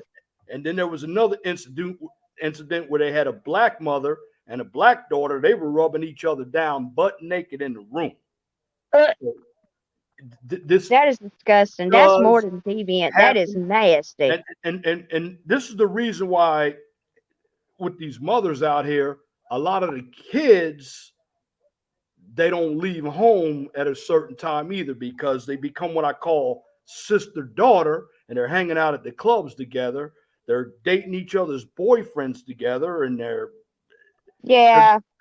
they're smothering each other, and they're smoking pot. And this is that instance where they're friends with their kids, and when that happens, you get some deviant sex going on. It's Well, fact. have you looked at the cases where some of the mothers like trade the kids for drugs and stuff. Like that's a big thing that I noticed, like a uptick in where they become drug addicts and then they use their children as like a token so they could get more drugs. That is really disgusting. Like sad to see that people have got so caught up in their addiction that they're taking their youngins, boys and girls, and selling them for drugs. Well, I'm going to look at it like this. I see too many mothers out here using they're using their kids, but even with the boys out here, there were instances where a mother was tongue kissing her boy, trying to show, yeah, yeah, a mother, and it was on Facebook, was giving head to her son. Now, if What? yes. See, I did videos on it. In fact, Brother T.P.O.T responded to, and I can't find that video. It's been 5 years since I've done it. The voyeurism, the risqueness. What voyeurism? What is that? It's voyeurism is very deviant. It's almost where you're actually performing sex acts in front of, and there are some parents who actually fucking. Oh, that like to watch their yeah. children get involved with sexual acts. But they call or like themselves Chuck. What are they called? Cucks or something like that? Men that like. I don't know what they're calling them, but parents are too permissive today. Some of these Gen X parents on down, and they're doing that because they want their kids to like them. That is a poor excuse to be a parent. Some of these parents should not have had kids, and it leads to some of the information that Brother T.P.O.T was talking about. And shout out to Truism and Trey. They were on your panel last night. We were talking about this, and I might be changing a little bit, Brother T.P.O.T, but I heard of this Linwood guy, 40 years old, living at home. I talked. You were on my panel when I talked about family being overrated, and I talked about grown kids living at home. Well, from this deviant behavior, you get that. There's borderline incest taking place, too. Nobody wants to call that out, though. Of course they don't, man, because like these people we just finished speaking about. I mean, you're walking around in front of these kids butt ass naked, and these kids, they're not babies, okay? They old enough to know what a penis and a vagina is. They know what it look like. You're taking dumps in front of the kids. They allowed to walk right in the bathroom while you in there showering. You're teaching them not to close the door when they take a dump, when they shower, don't close the room door. So what happens as these kids grow up? How do they learn to distinguish between propriety and impropriety? Because if this is what they're being taught at home, what's to say when they're somewhere else they don't apply, these same methods where, they'll walk into a bathroom that someone's taking a dump in, or walk somewhere with, in somebody's house where they're taking a shower, or, because you kind of, when you're home, people get it mixed up, right? Right. Because people will tell you that, they do X, Y, and Z when they're out in the street, but when they're home, it's something different. Me, I call bullshit on that. Or because T.P.O.T, you think about it. However fucked up you are at home, that's probably how fucked up you're going to be when you go out places. Well, with all this behavior, of course, like I said, I did videos on it. It also develops a lot of promiscuity. And again, you have a lot of parents out here who really, in my humble opinion, they allow their kids to be in all of their conversations. It used to be a time where kids were to be seen and not heard. Now you have adult time, right? Right. Now you got the kids trying to run the house thinking that they're the adults because, number one, and I'm looking at it because the moms are the ones who generally have the kids. And, the kids see the moms having a revolving door, men coming in and out of the house, the bed's rocking upstairs. The kids are in the house fucking too, and the mom doesn't care. They're all doing it. It's basically a. I'm not even going to use the word swingers. It's a circus. That's what it Yeah, is. it is. It's It is. disgusting. Oh, of Okay, course it's it's kids disgusting. raising kids that have not learned morals or self-respect. They don't know what boundaries is. They don't have no kind of privacy. They're just these days nothing's private anymore. Everything is just out there. And because everything is being told what's going on in the bedroom and everything, we've Right. seen And this decline. and they're telling each other what they do in bed. Brother T.P.O.T, we would think white folks would do this. No, there are a lot of black folks, man. This is why when you It's a comment on my behavior. when you And comment, Brother T.P.O.T, when he commented on one of my videos of sexual deviant behavior. You know, a number of these sisters out here, they were letting guys go up in them from jail, causing all of the diseases. And see, I don't see these mothers teaching their kids about diseases or anything. They're just letting them do whatever they want, smoking pot in the house, drinking in the house, drinking with their Yeah. kids too. yeah, they Yeah. try to be the cool parent. Like I came home because my dad's getting old and he needs help, right? So I have the opportunity right now to be able to do that. But if I was married, it'd be a different subject. I wouldn't be able to do what I'm doing for my dad And and my mom. and I'm gonna put But something out. like, Go ahead, huh? Alice. I'm sorry. Go ahead. But like, there is a place for family, especially when your parents do get old. You try to do the best you can for them. That's right. But when they don't ever leave, that's a red flag because if they're not working towards getting out the nest, because I was completely out of my dad's house, you know what I'm saying? And then he needed he had a situation. So Right. it's like the question is what are they doing? If they're 40 something years old and they're not building their life up, not taking the opportunity that they have gotten from being with their parents for so long to actually be on their own, then there's some kind of decline Well, in their growth process. You know, the growth, you know, how we mature as adults. It's like, that's what called happened to them? they have what I call it's the failure to launch. That's that movie filmed in Baltimore where Matthew McConaughey played in it and Terry Bradshaw and Kathy Bates played the parents. They allowed the son to stay there and the mother was doing the laundry, feeding his ass. And there was an incident where a 30-year-old son sued his parents because his parents made him leave. And this was in Syracuse, New York. What? Yeah. Yeah. I Oh, remember yeah. that. I Yeah. remember And that. Did he awarded win? him, sued No, his parents because his he parents lost. wanted him to leave. And he was like in his 30s. And his He look, lost. word and I'm with look, this is just me. You ain't living in my house because I remember I went back when I got out of the Navy and also when I went to back to Maryland. I moved in with my mom, and I could have sworn that Vladimir Putin was running that house. Yeah.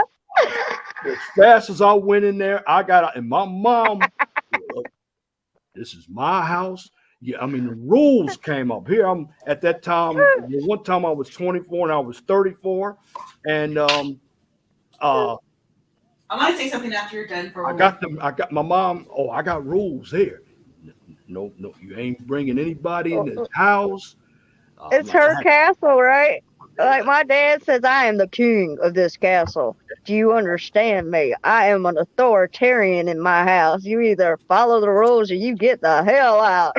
I heard that, Yeah. so I got the hell out of there too, because I'm like, I can't deal with this. I mean, Yeah, well, that's and I kind of heard, how it goes when you're in the parents' I crib. I respect him I though. You go. know, like it's his jank. You know, I'm just here for a little while until I get everything done. But yeah, I could understand. It's like a shell shock when you do have to go back and you're trying to help your parents. It's like they're all set in their ways, and then you have to readjust because you're like, all right, I'm not at my place, so yeah, I could get where you're coming from. For that's why you left. You was like, I'm a man. I got my own rules. Yeah, and my brother, boy, I felt bad for him. He was always under the gun because he kept on going back, and mom called the cops on. I remember when mom called the cops on me. I'm like, What? yeah. And when I was 21, you got to get up What out of was here. it? Was it over the Debbie cakes? Look, I wasn't paying rent or something, and my mom just she wanted to exert that, and she was very good, and my dad too. Oh no, oh yeah, you can come here, but this ain't Holiday Inn. And this is the problem. This is why you got all that deviant behavior now, because a number of moms who have the kids, oh, that's my baby. Well, you better get your baby out that house, you know. But I'm still shocked that this dude was 40, this Linwood guy. And look, I don't care if I know him or not. When you are a man and you are living in your parents' house, that's the You ain't problem. running shit. Yeah. No, I'm sorry. I got no sympathy for that. You can get out here. What the hell what kind of job are you doing living in your mom's house? I mean, you're on YouTube all day. Maybe you need to get off panels all day and go flip some hamburgers or something. But Yeah, leave this YouTube shit alone, man. Linwood, he just needs something better to do. I told him to get a different job. He talks about unity and all this other stuff. Well, you're not going to do anything on YouTube unless you're actually got organizations and stuff that you're working with, you better get and they're actually doing something. But actually just going around trying to sell this pitch you and better. not actually putting some work into it is not going to get anything done. It's just you're wasting your breath, But basically. but me, no. I'm 57 years old, and ain't going to happen, Captain, with kids living in my house. And then they don't want to follow your rules. Act like, oh, well, your mom. This is why I did that video. And thank you, T.P.O.T, for coming on that video that I did when I said family is overrated. This is why I say family is overrated, because it's more like a mooch fest now. Family is not really. A mooch. A That's mooch all it is. fest. All right. I'm stealing that, brother Leon. I'm stealing that. Hey. There are only three reasons even why I even celebrate Thanksgiving to go to my mom's house. And I'm going to tell you what they are. Number one, I get the free food. Number two, I get the football. And number three, I go to the toilet so I can get everything out for the dessert and I come back home. That's what it is. And my mom has this old saying, I like to make my visits short. Because when I went there for Thanksgiving, about 2019 or 2018, she made me realize, hey, you can stay here for 2 days. And what my mom did, she took all the doors off the hinges. So bring somebody in there, I'm gonna know what you're doing. Yeah, that's how she is. And Yeah, I just think that I guess because of who I was raised by and how I was raised. I mean, I left my parents' house when I was 17 years old, and I moved back in with them when I was 22, and I moved back in with them, and I only stayed with them for 2 weeks. That was it. I stayed with them for 2 weeks. 2 weeks. While my place was getting ready. I was getting my place ready, and I had to because I had a place and I had to wait for them to fix the plumbing in there. So I had to wait 2 weeks before I got the place. So I moved in with my parents for those 2 weeks while I waited on the place. And man, that 2 weeks, man, was like 2 months, 2 years, 2 millennia. God damn it. Because all the shit that drove me to leave was right back. Oh, don't play no music in here. Oh, don't bring nobody in here. What? Have my door locked at 12 o'clock. And all this kind of on my Wednesday's panel, I'm gonna bring some more of this up because I'm seeing more and more of it. And you know what I'm hearing? Well, the kids are living at home because the economy was bad. Well, heck, when I was making $289 and $335 an hour when I graduated from high school in 1983. I still got out the house. Yeah. To me, that's not a fucking excuse, man. No, it's not an excuse. Especially for a single man with no kids, single guy with no kids. I don't give a fuck what this economy is like. No. You can do it because it's just you. It's just I, you. I think he needs to be like, you ever seen Sinbad where there's that woman that takes him to the barn and is like, I'm gonna show you how to be a man, and he comes back out and he's gonna jump on the horse and he's like, yeehaw!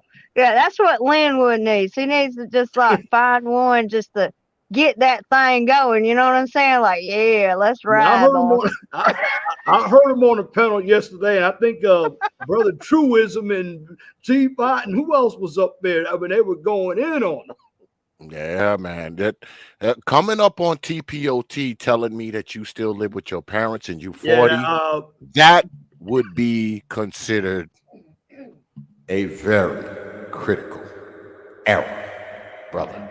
You come on the Especially if you're like, what has he done with his time? That's the question. Now, I have seen where some people do stay with their parents until they get their money up and get back on their feet. But if you have never left the nest, then there might be a situation. Something's like there's a learning gap or something has happened. Like, Oh, the old learning gap excuse, huh? no, it's not an excuse. It's just an explanation. Like, they didn't ever leap out. Like, they have been sheltered. And when they're sheltered like that, they're afraid. And I think Linwood has a lot of fear and he just needs to deal with it. That's the problem. A lot of people are so scared to even try, they stay in the same spot. They're called still people. I remember being like, I'm being told about that, like, Alice, you can leave this town and in 5 years you'll come back and there'll still be people in the same spot, still doing the same thing, still talking about the same people, still dreaming and not doing anything about it. And then they are very miserable because of that. And it's because they have made themselves still, no one else. Well, another thing too that goes on, the revolving door. Once kids go out, they can't be coming in and out of the house. I mean, this is not Chris Lee knows best here. Well, you know, I mean that's a family. He loves his kids around. We got too much of that, and that's why these kids are, in my humble opinion, they're suffering. And not something else. When your kids go, make sure they're not calling you every day either. Make sure even when they have their own house. But see, that's another thing that's happening. Kids move right around the corner, and then sometimes the mom. And I'm saying this because a number of the moms do this. Dads, you know, we're not into having kids in and out like that.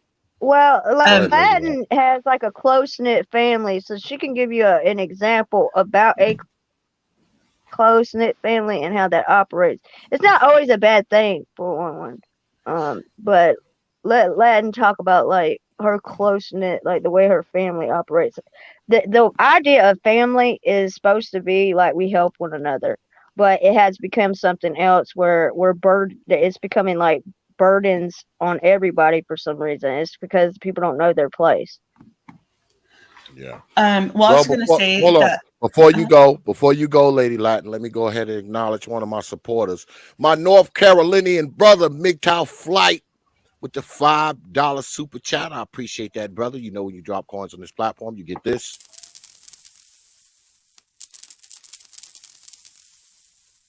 I appreciate you dropping your hard-earned coins on this platform.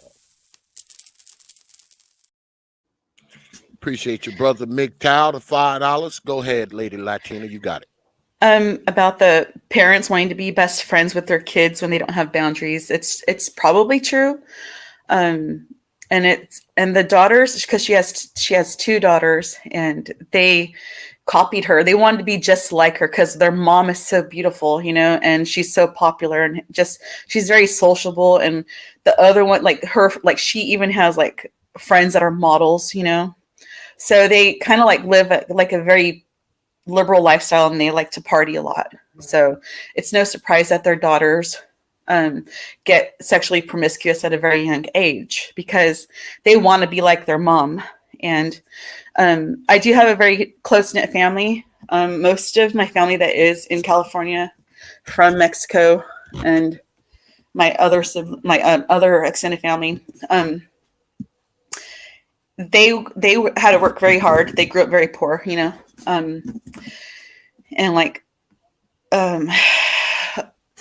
they, like a lot of my mom's side of the family that's here in the United States, they help their children, they'll help their nephews, and they'll let them stay and, like, you know, rent a house or a room from them until they get on their feet, and they eventually, you know, save up money and move out. And, like, you know, I've had siblings that have moved out and had to come back, you know, to my mom's house. And, you know, but like, it's actually really, really good to do that because they have been able to save up money for down payments on their own houses easier. And it's like that's like the generational wealth, in my opinion, by helping your children and like the extended family. It actually helps make the network within the family stronger. And they are a lot more successful in life like that. They do help each other out. Like, they teach them how to, you know, make your credit score better, and, you know, what kind of field of work to get in. And they'll even help you get a job, you know.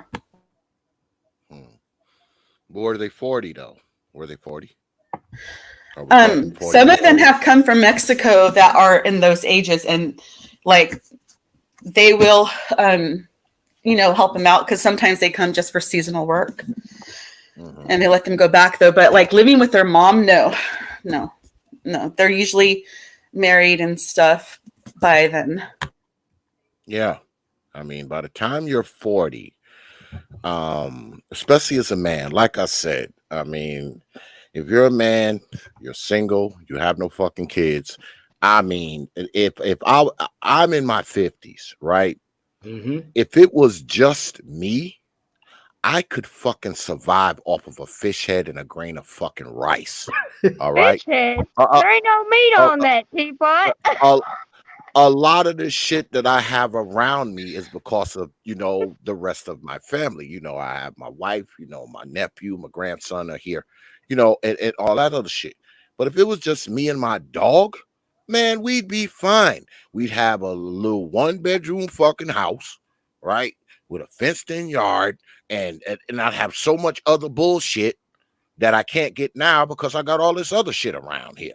Like, so I mean, the whole, oh, it's hard times, oh, it's my job, it's this, is that. Motherfucker, you 40 years old, motherfucker, you ain't got nobody who you responsible for. There's nothing you can't do. Motherfucker, you can fly to the moon. You can live in Italy. You can live in Atlantis, motherfucker. You can do all kinds of shit. You get you a boathouse. You can there's nothing you can't do when it's just you. Are you kidding me? When it's just you.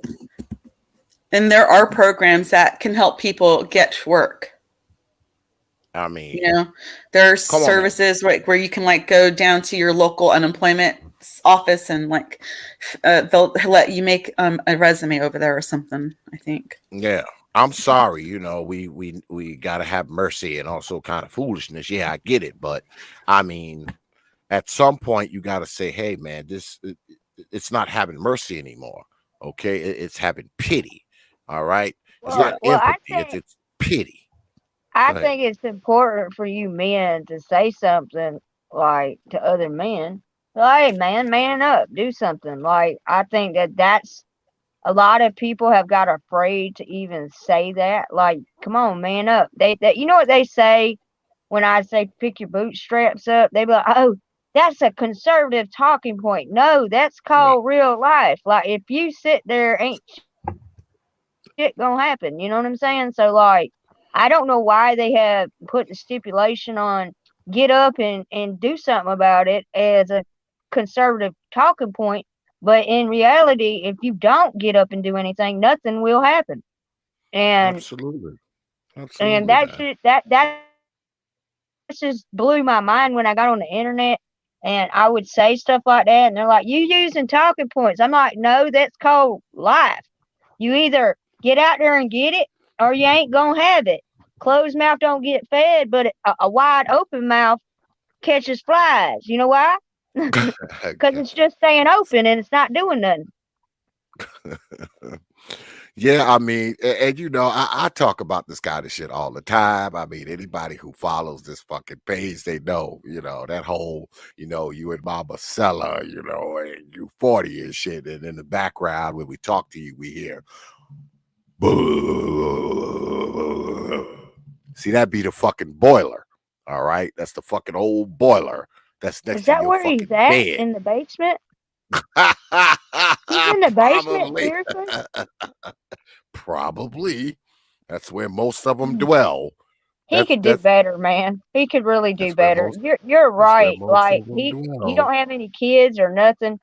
I mean, he's just letting his life pass him by. It's like, come on, dude. There ain't nothing but life to live out here. You know how much stuff he could do being single, man. When I didn't have You're kids, not I went and climbed mountains and everything. you're not getting any slack on this fucking page.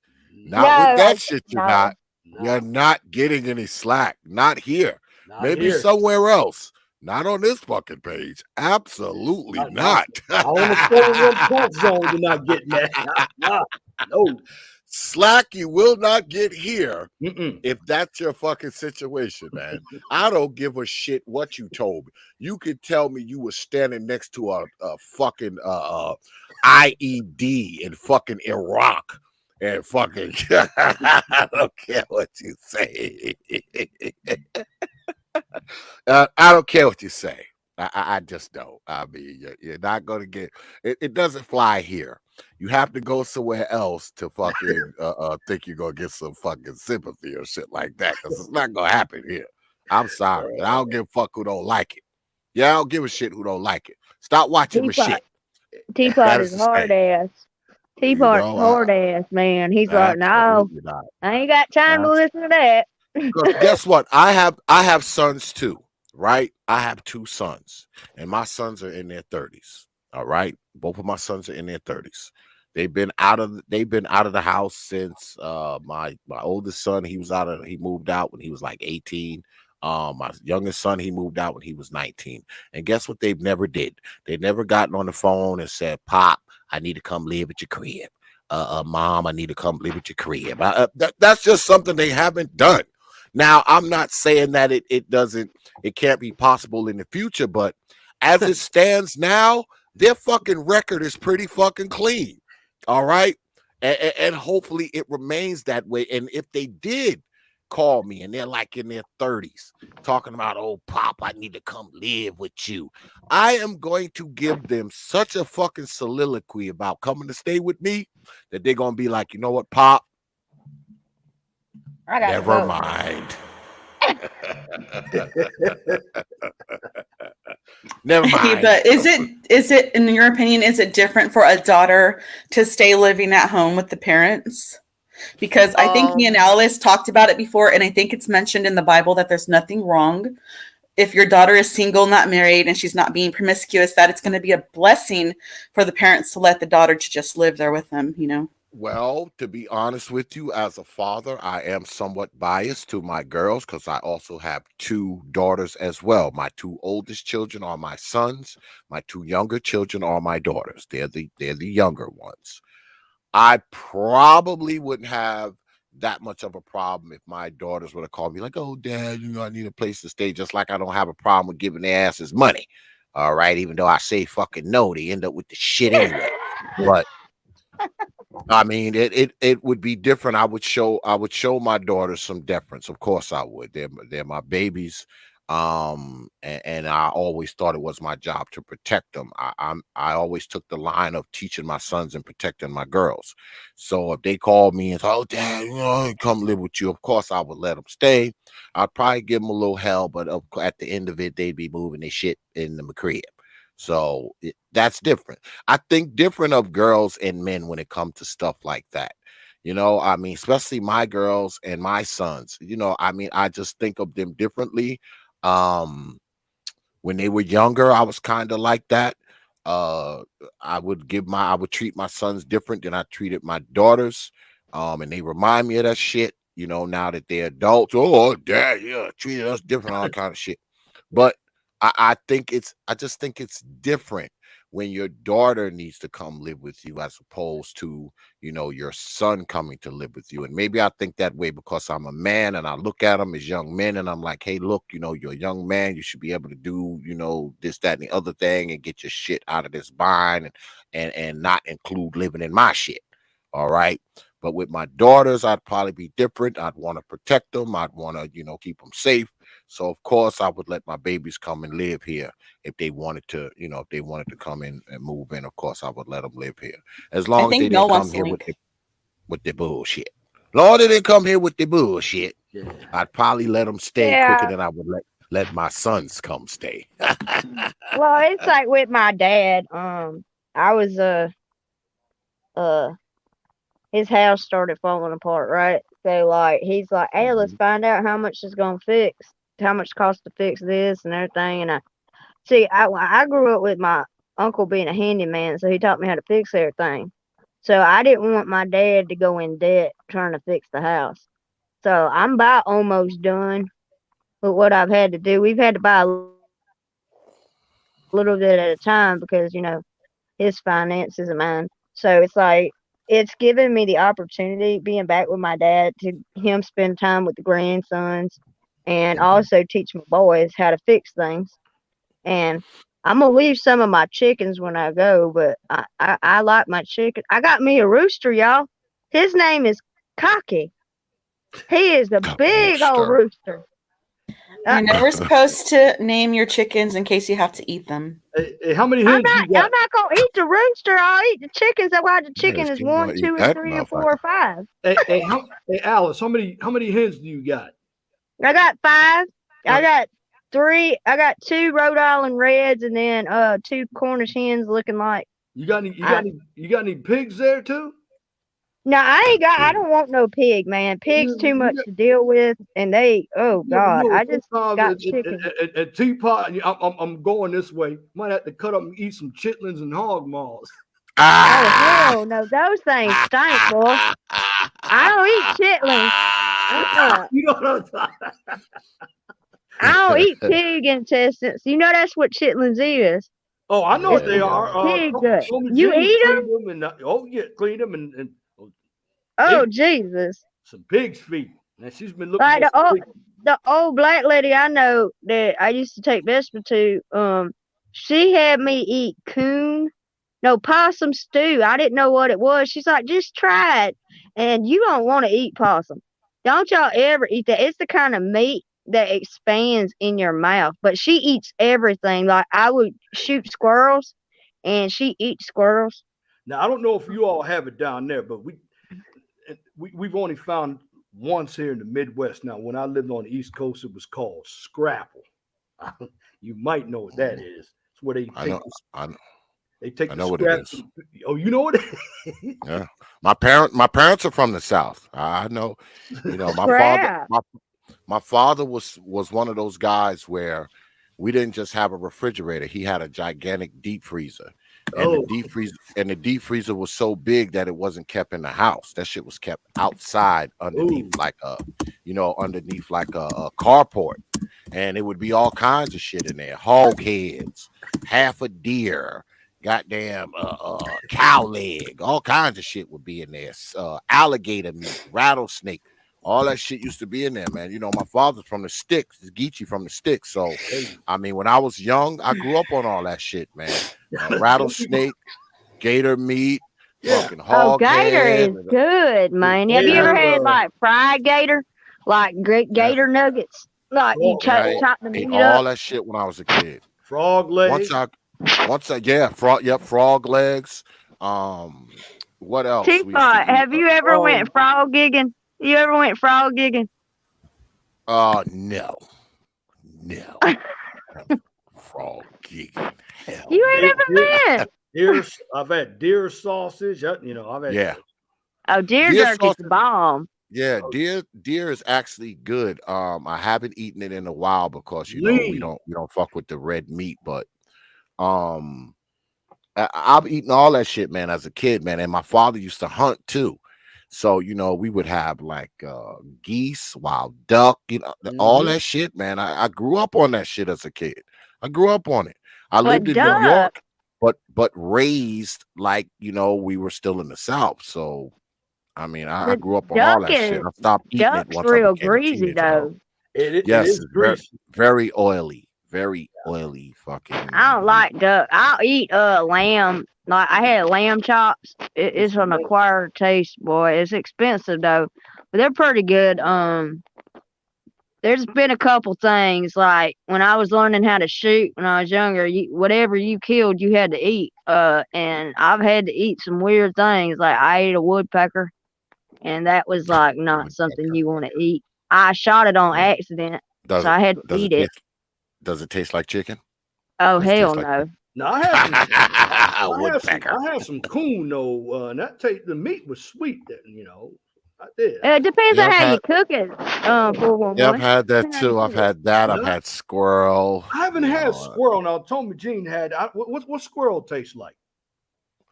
It's Uh, like a weird it re- taste. yeah, it kind of reminds me of the way frog legs taste. Now, frog legs, Kinda. they taste like chicken. I've had some deep fried frog legs. Yeah, but I would never eat none of that shit again unless I was like stuck on like a deserted island and had to go for mine far as food went. But I would When the never Walking eat any Dead of that. happens. Yeah, I would never eat that kind of shit again, I man. mean, I had I some mean, I snapping turtle. That was good too. yeah, I had that a lot. My father used to make turtle head soup Oh yeah. out of Oh yeah. snapping turtle.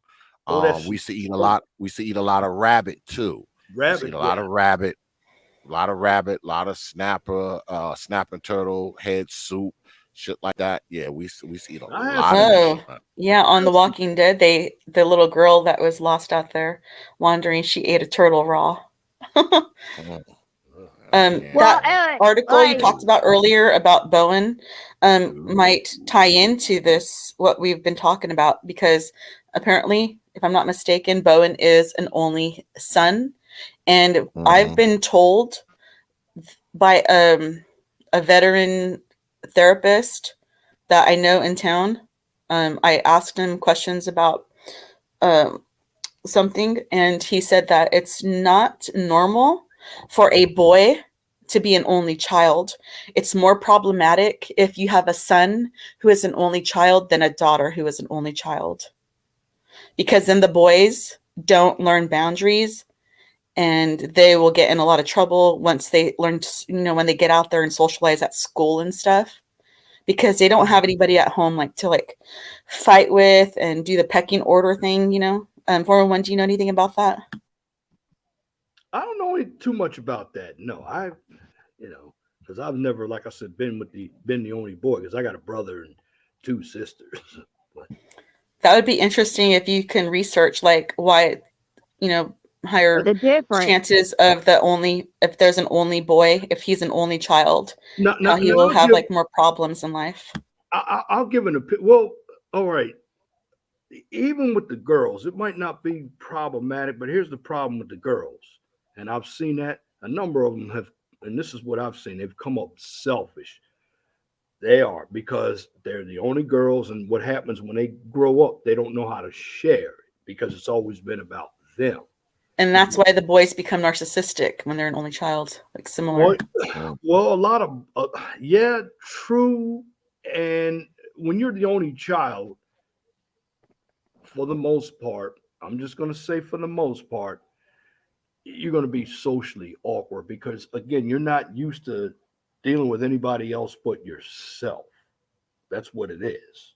Yeah. And when it comes to parents, um, again, I've seen only children, girls particularly, and I know there's some boys who have been spoiled. I mean, really spoiled. So they don't know how to appreciate anything about life. And their parents are always giving them a handout when they get in trouble. And that's another problem. Like I said, when I said family was um overestimated or overrated, it's good to have support of your family, but if you're there just to get a handout, And if you're there just to wait for your parents to die so you can get some of that insurance money, nah, that's not what it's for.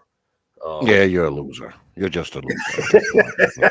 Yeah. You're just Yeah, a loser at this point. because like waiting around for people to die, you might die in the process. Exactly. Like True. I knew a lady, she was like, I'm going Exactly.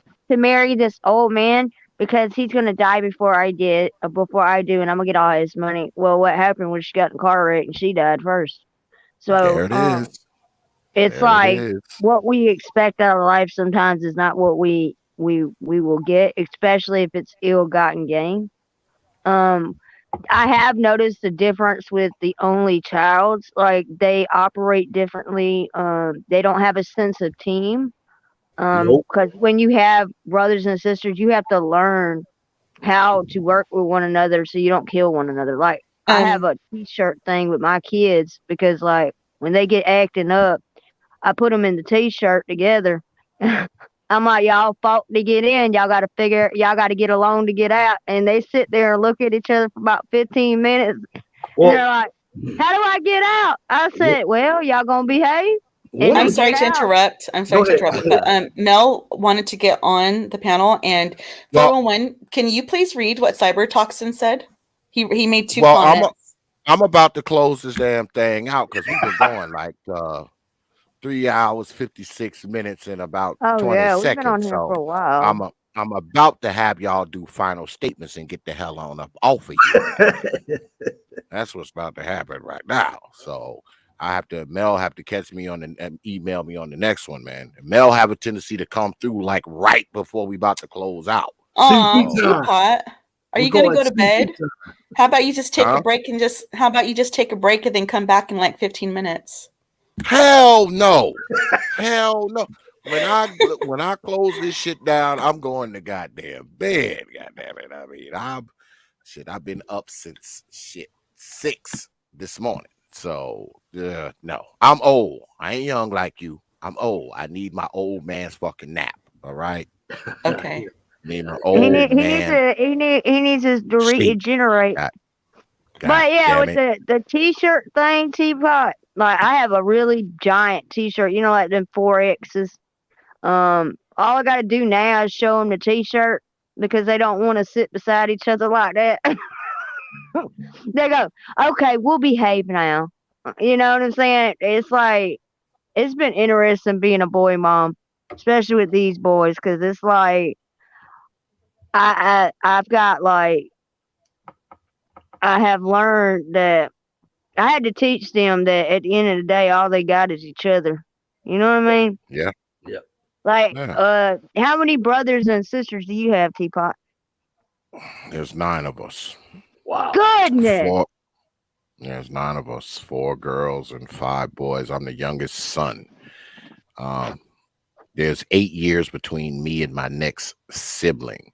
So by the time I was, say, I don't know, 7, 8 years old, I had siblings that were well in their 20s and shit. So, Mm.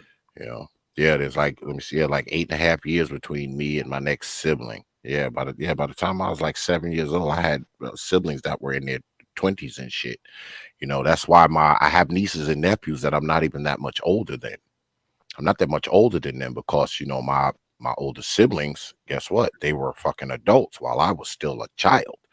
And you know, they were getting married and having children and shit. I got one of my nieces, shit, her and I are the same age because she was born like a little bit after I was born. One of my Wow. nieces. Yeah, because my See, siblings are so much more older than me.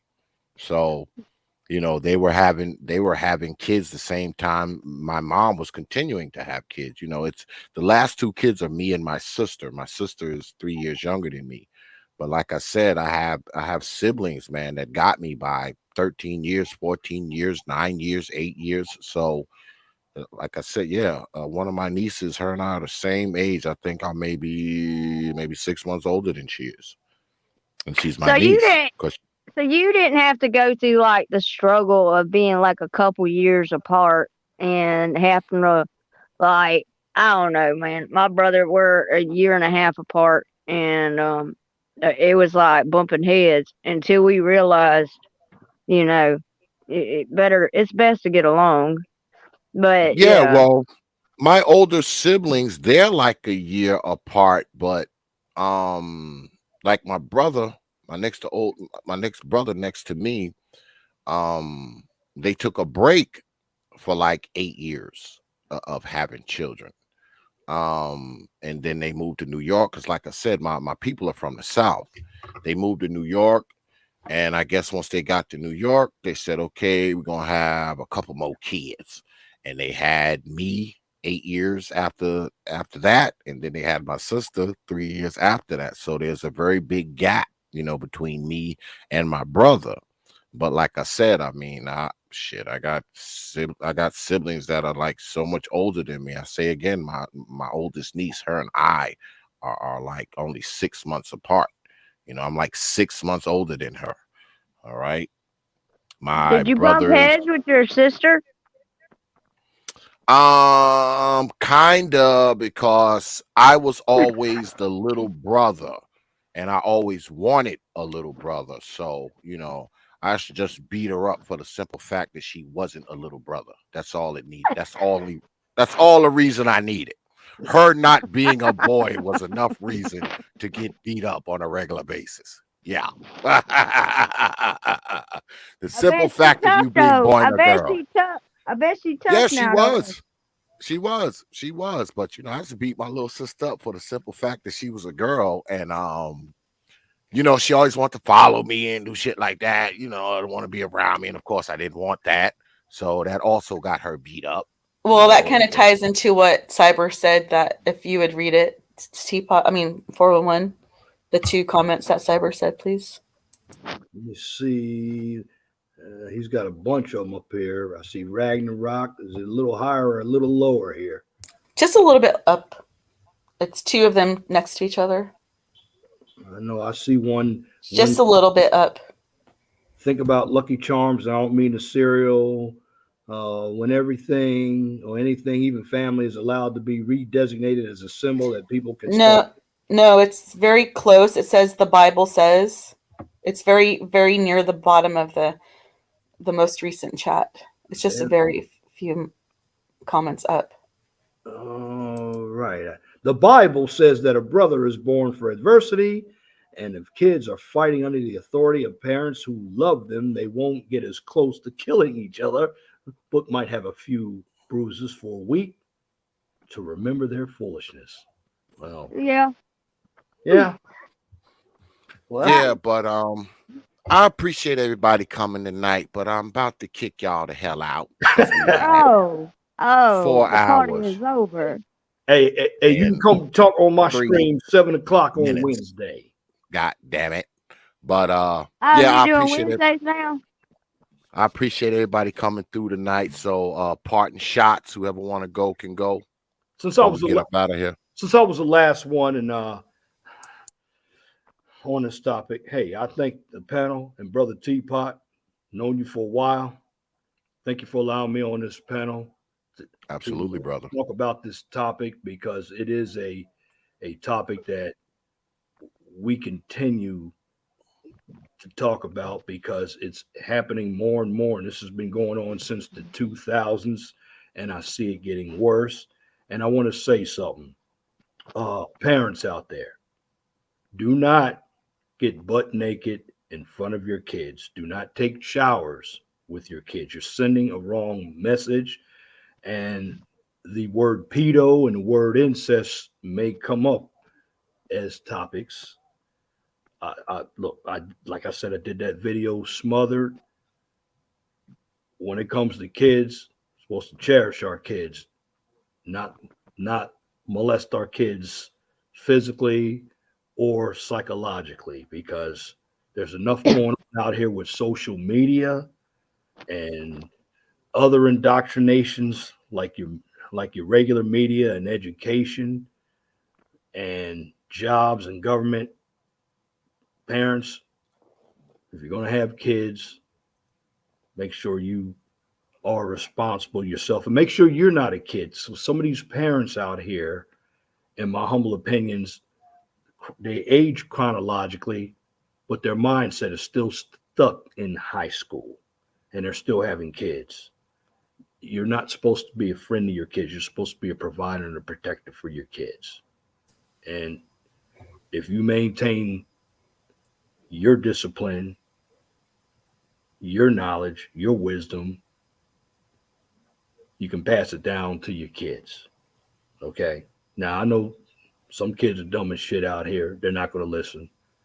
But if you can teach them something, let them know that the real world is competitive. It's tough.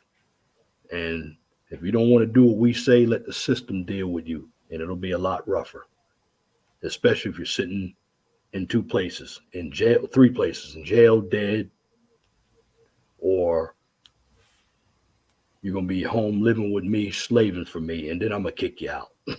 So, but in the end, hey, thank you for having me on the panel, ladies and gentlemen. Absolutely. Got to come For back one. more often. Got to come by more often, Brother Leon. Hey, you know what? I will come by. No, Tommy James told me to come on by, and I'll send you a Cash App too. So don't forget to pick that Cash App up. I'm gonna send it to your Cash App because you've come on my panel. Come on my panel as well. We'll keep this topic going. 7:00 for me every Wednesday. All right. I'll be down there this week, man. I'll be down there. All right. 401, you're going to continue this topic on Wednesday? Oh, yeah, we're going to continue. Okay, that sounds cool. I hope to make it. All right. All right.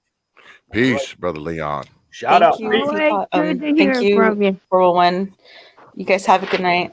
You too. I'm out. Next up. Who wants to speak next? Parting shots. Whoever want to go can go. I guess I'll go. This has been an interesting one. I've learned a lot about white on white crime and a few other things. And it's nice that you went over some of my actual language that I speak. That was nice. It was interesting to see the ladies try to figure it out, and it was pretty. It was pretty. This has been a good thing. This went smoother than my last time, and yeah. Well, you know, things get heated at times on T.P.O.T media. Yes, But I do appreciate you for letting me come up and do the opportunity to be on your panel, because it is your panel. I think these kind of talks and these games, these race games, are opening up the opportunity for people to see each other on a level kind of way, even though sometimes it goes sporadic. But it's needed, Teapot. So I think you're doing good, and I think you'll go real far with your channel the more you do. So yeah, don't think that just the black community is screwed up. It's pretty clear from this show today. There's some really special black people in the world. And they're the good kind. Well, thank you for letting me up. Absolutely. Lady Alice. Have a good day. Have a good day. Peace. Is Lady Nicer still here? Lady Nicer? Yeah, I'm still here. All right. Parting shots. I didn't hear much from you at the end. You know, you was kind of quiet at the end. God damn it. Oh well, I was just enjoying the interaction. I would like to say thanks for having me on again. This series, these shows are really great, and I'm glad that you're continuing them. Like Alice said, they're real beneficial. You know, people with different ethnicities can get together and have these kind of conversations. I think that's always a good thing. I would also like to say I have a even greater appreciation for my dad and my mom raising me right. I would like to say peace to the chat, and y'all have a good rest of the weekend, and I'll see you around these YouTube streets. Thanks again. Absolutely. Peace, right. Lady Nicer. Yeah, y'all, we're gonna go ahead and wrap the hell up. It's been 4 hours and goddamn 9 minutes and 40 goddamn seconds around here. Yeah, tonight was good, man. You know, it started off kind of serious and then we had a little fun and then it got serious again. And then, at the end, it just turned into something else. I like it when it's like this. I mean, notice this is the 7th. This is X-7 of the ridiculous race game. We've done 7 of them to this point. Up to this point, we've done 7 of them. And each one is different. Each one is different. Each one we talk about different stuff. We do different things and we have a different mixture of characters. And what I've discovered doing these ridiculous race game streams is that people have their views as far as race goes, whether it concerns white folks, black folks, blue folks, green folks, that many people have pretty much the same kind of view on race, discrimination, bigotry, prejudice. Many of our views are similar, man, even though we're different. And I've had a bunch of different races up here throughout these 7 shows. I've had white folks, of course, black folks, of course. I've had Latino folks. I mean, I've had Indian guy up here. And shoot, tonight we had an Eskimo, of course. Lady Nice is an Eskimo. So people have similar views on race, racism. Our views are not that different. Now, of course, we're all different people. We all have different lifestyles. But what I've seen since I've had these different plethora of people come through this channel, man, is that, a lot of Latinos and white folks and Asian folks and everybody else, man, their views on race and racism is pretty much similar to many black people's views on race and racism, even if they haven't endured some of the prejudice and bigotry that black people have endured. It seems like when you talk about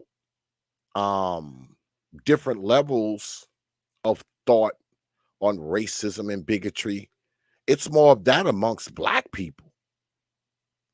From what I've seen, we have different views on racism because some of us think racism is under every rock, it's under every tree, it's behind every bush, it's waiting under everybody's bed, it's around the corner of every building. Some of us don't think racism exists at all. And I think many of us fall in between those 2 extremes, right? Some of us think, live, breathe, eat, sleep racism, right? And then there's some of us who say, man, there is no more racism. And the rest of us are in between those 2 spectrums. And I think it's interesting, man, that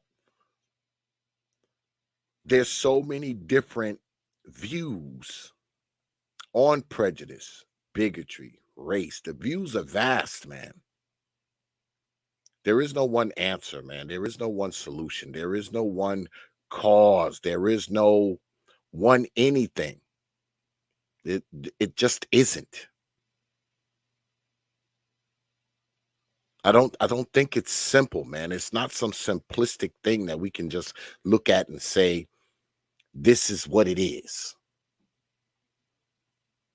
I think it's way more complicated than that, man. Because people are more complicated than that.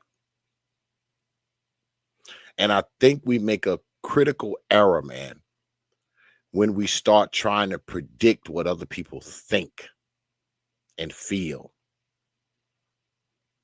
We can only know that when we hear what they say or watch what they do, right? But what about the people we've never heard what they said? We've never saw what they've done.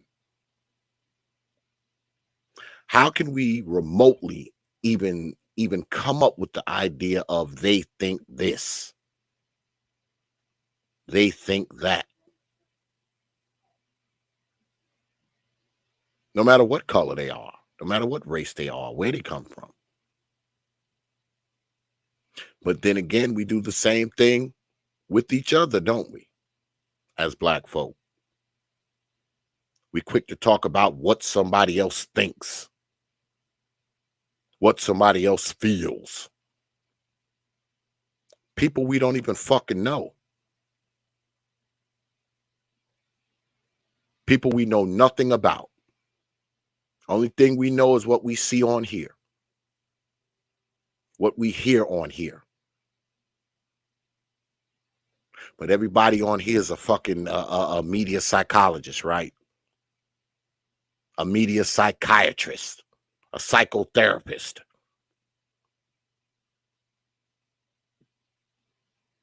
Want to get up here and analyze people that we haven't even spoken to. We've watched their videos, boy, and we got them pegged, right? See, me, I don't believe in that.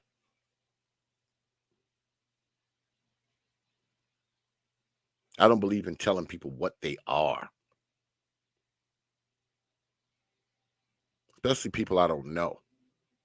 I have no idea what you are until you tell me. I base it on that.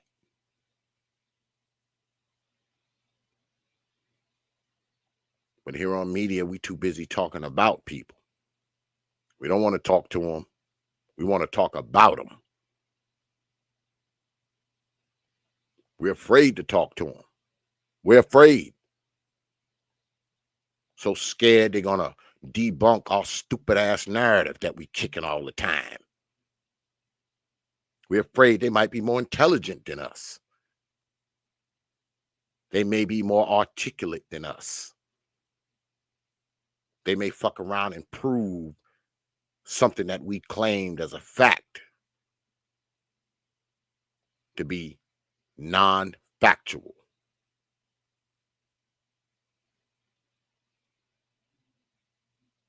And a lot of times it doesn't even make any sense. We just want to get up here and play to a crowd, play to another person who might do YouTube videos that we quote unquote are aligned with. We might even be just placating to our own selves.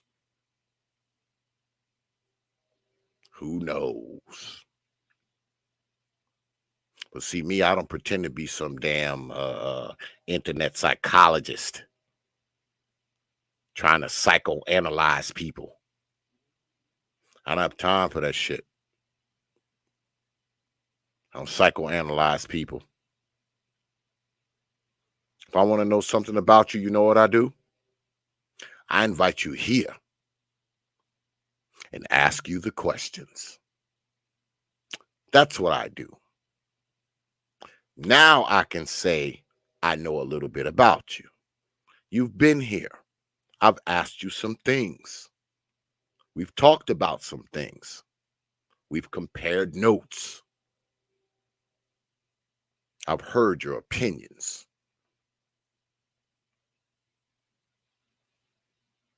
But that's the way I believe in doing things. I don't want to psychoanalyze you, man.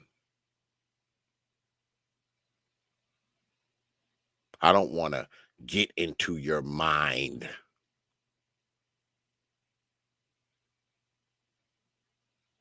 I just want you to open it.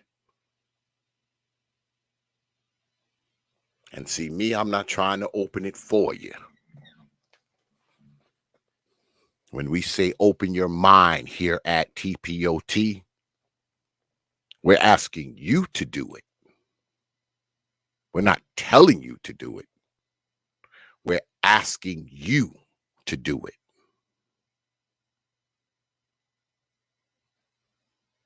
Because that's how we do things here, man.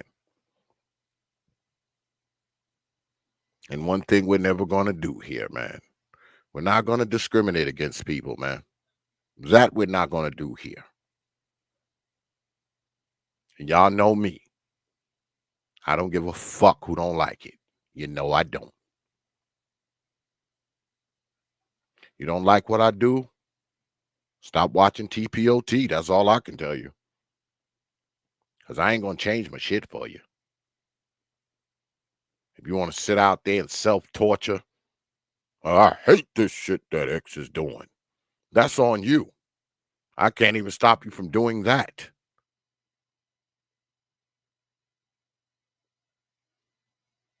I'm not going to let you live your prejudiced, bigoted, discriminatory fucking life or views vicariously through this channel. Nope.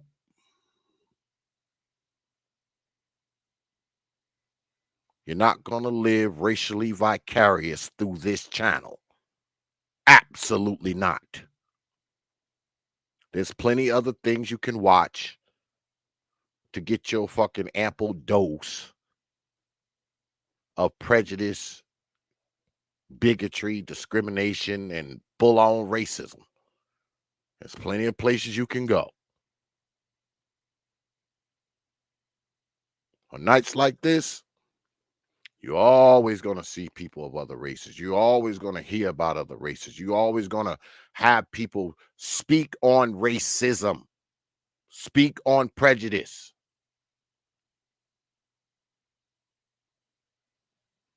And guess what? Those people ain't always going to look like you. And it don't just go for black folk, it go for white folk too. Sometimes, guess what, white folk? Black folk are going to be talking about you.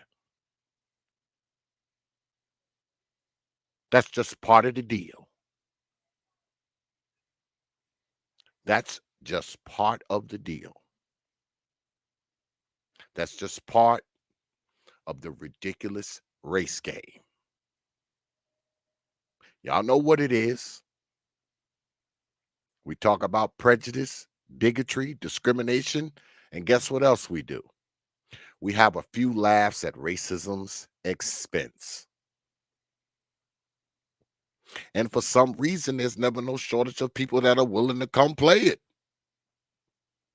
That alone speaks volumes.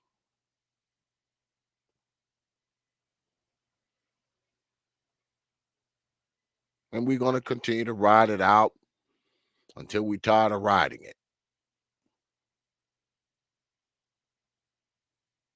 I like the conversations we have up here. So I'm going to continue to do this shit on Saturday nights. Well, I'm going to do it the Saturdays that I can. Let me rephrase that shit. Because some Saturday nights, y'all ain't going to see my ass. But we're going to continue to do it, man. And I like the way it goes. I got a few ideas for next week. Next week is going to be different. It's going to be a different makeup of people, different talks, all that. Yeah. So stay tuned, man. Stay tuned. I don't have anything booked yet, so I don't have to bore you with T.P.O.T's programming notes. I don't have to do that because I don't have anything booked yet, but I appreciate everybody coming out tonight, man. As always, you could have been anywhere on a Saturday night, man. You could have spent it anywhere. You decided to spend it here. It is appreciated, man. I don't take you good folks lightly, man. I never have and I never will, man. You got my word on that. All right. I appreciate your participation, man. And, you know, get what you can get out of it. That's all I can say. Maybe you got nothing out of it. Hey, that's fine too. That is fine too. But stay tuned, man, to this ridiculous race game, man. If you want to be a contestant on the ridiculous race game, you know what to do, man. Hit me on my email, man. It's properthought@yahoo.com. That's properthought, one word, no caps, at yahoo.com. And when it comes to the ridiculous race game, we don't care what color you are. But anyway, man, I appreciate everybody coming out tonight, man. Shout out to Brother Leon came through tonight. Lady Alice, Lady Nisa, and Lady Latina Patriot. I appreciate y'all, man, for coming up, man, and participating in another episode of the ridiculous race game. So, with that, I will leave you, good folk, with 3 words you know, like I always do. Open your mind. Peace, folk. Live from the T.P.O.T studios, the game where we talk about discrimination, prejudice, bigotry, with all of the absurd hypocrisies and contradictions that come with it. Get ready to play the ridiculous race game.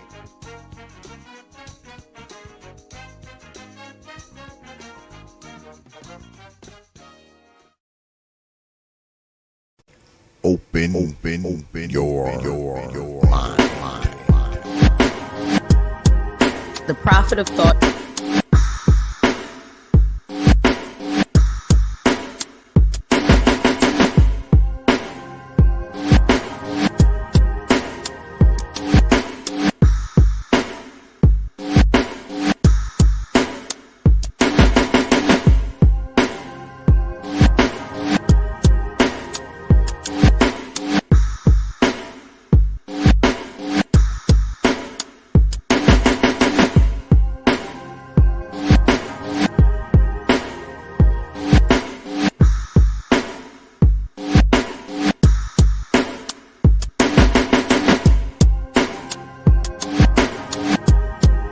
The Prophet of Thought.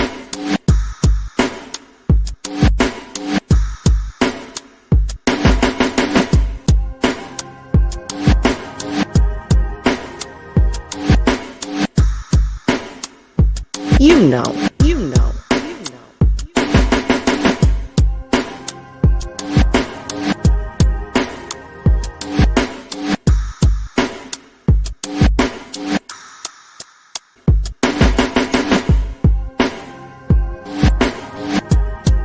The Prophet of Thought.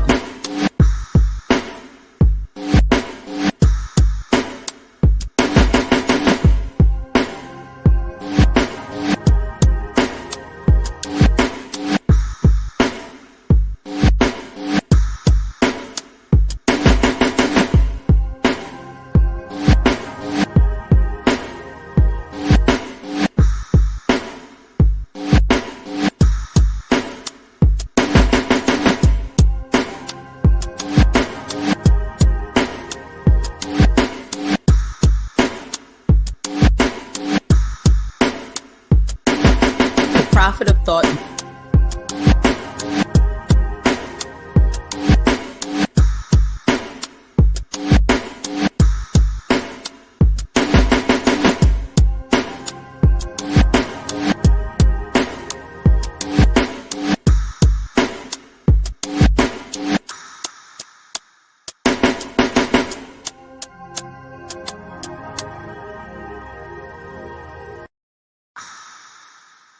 Open your mind, open your mind, open your mind, open your mind, open your mind, open your mind.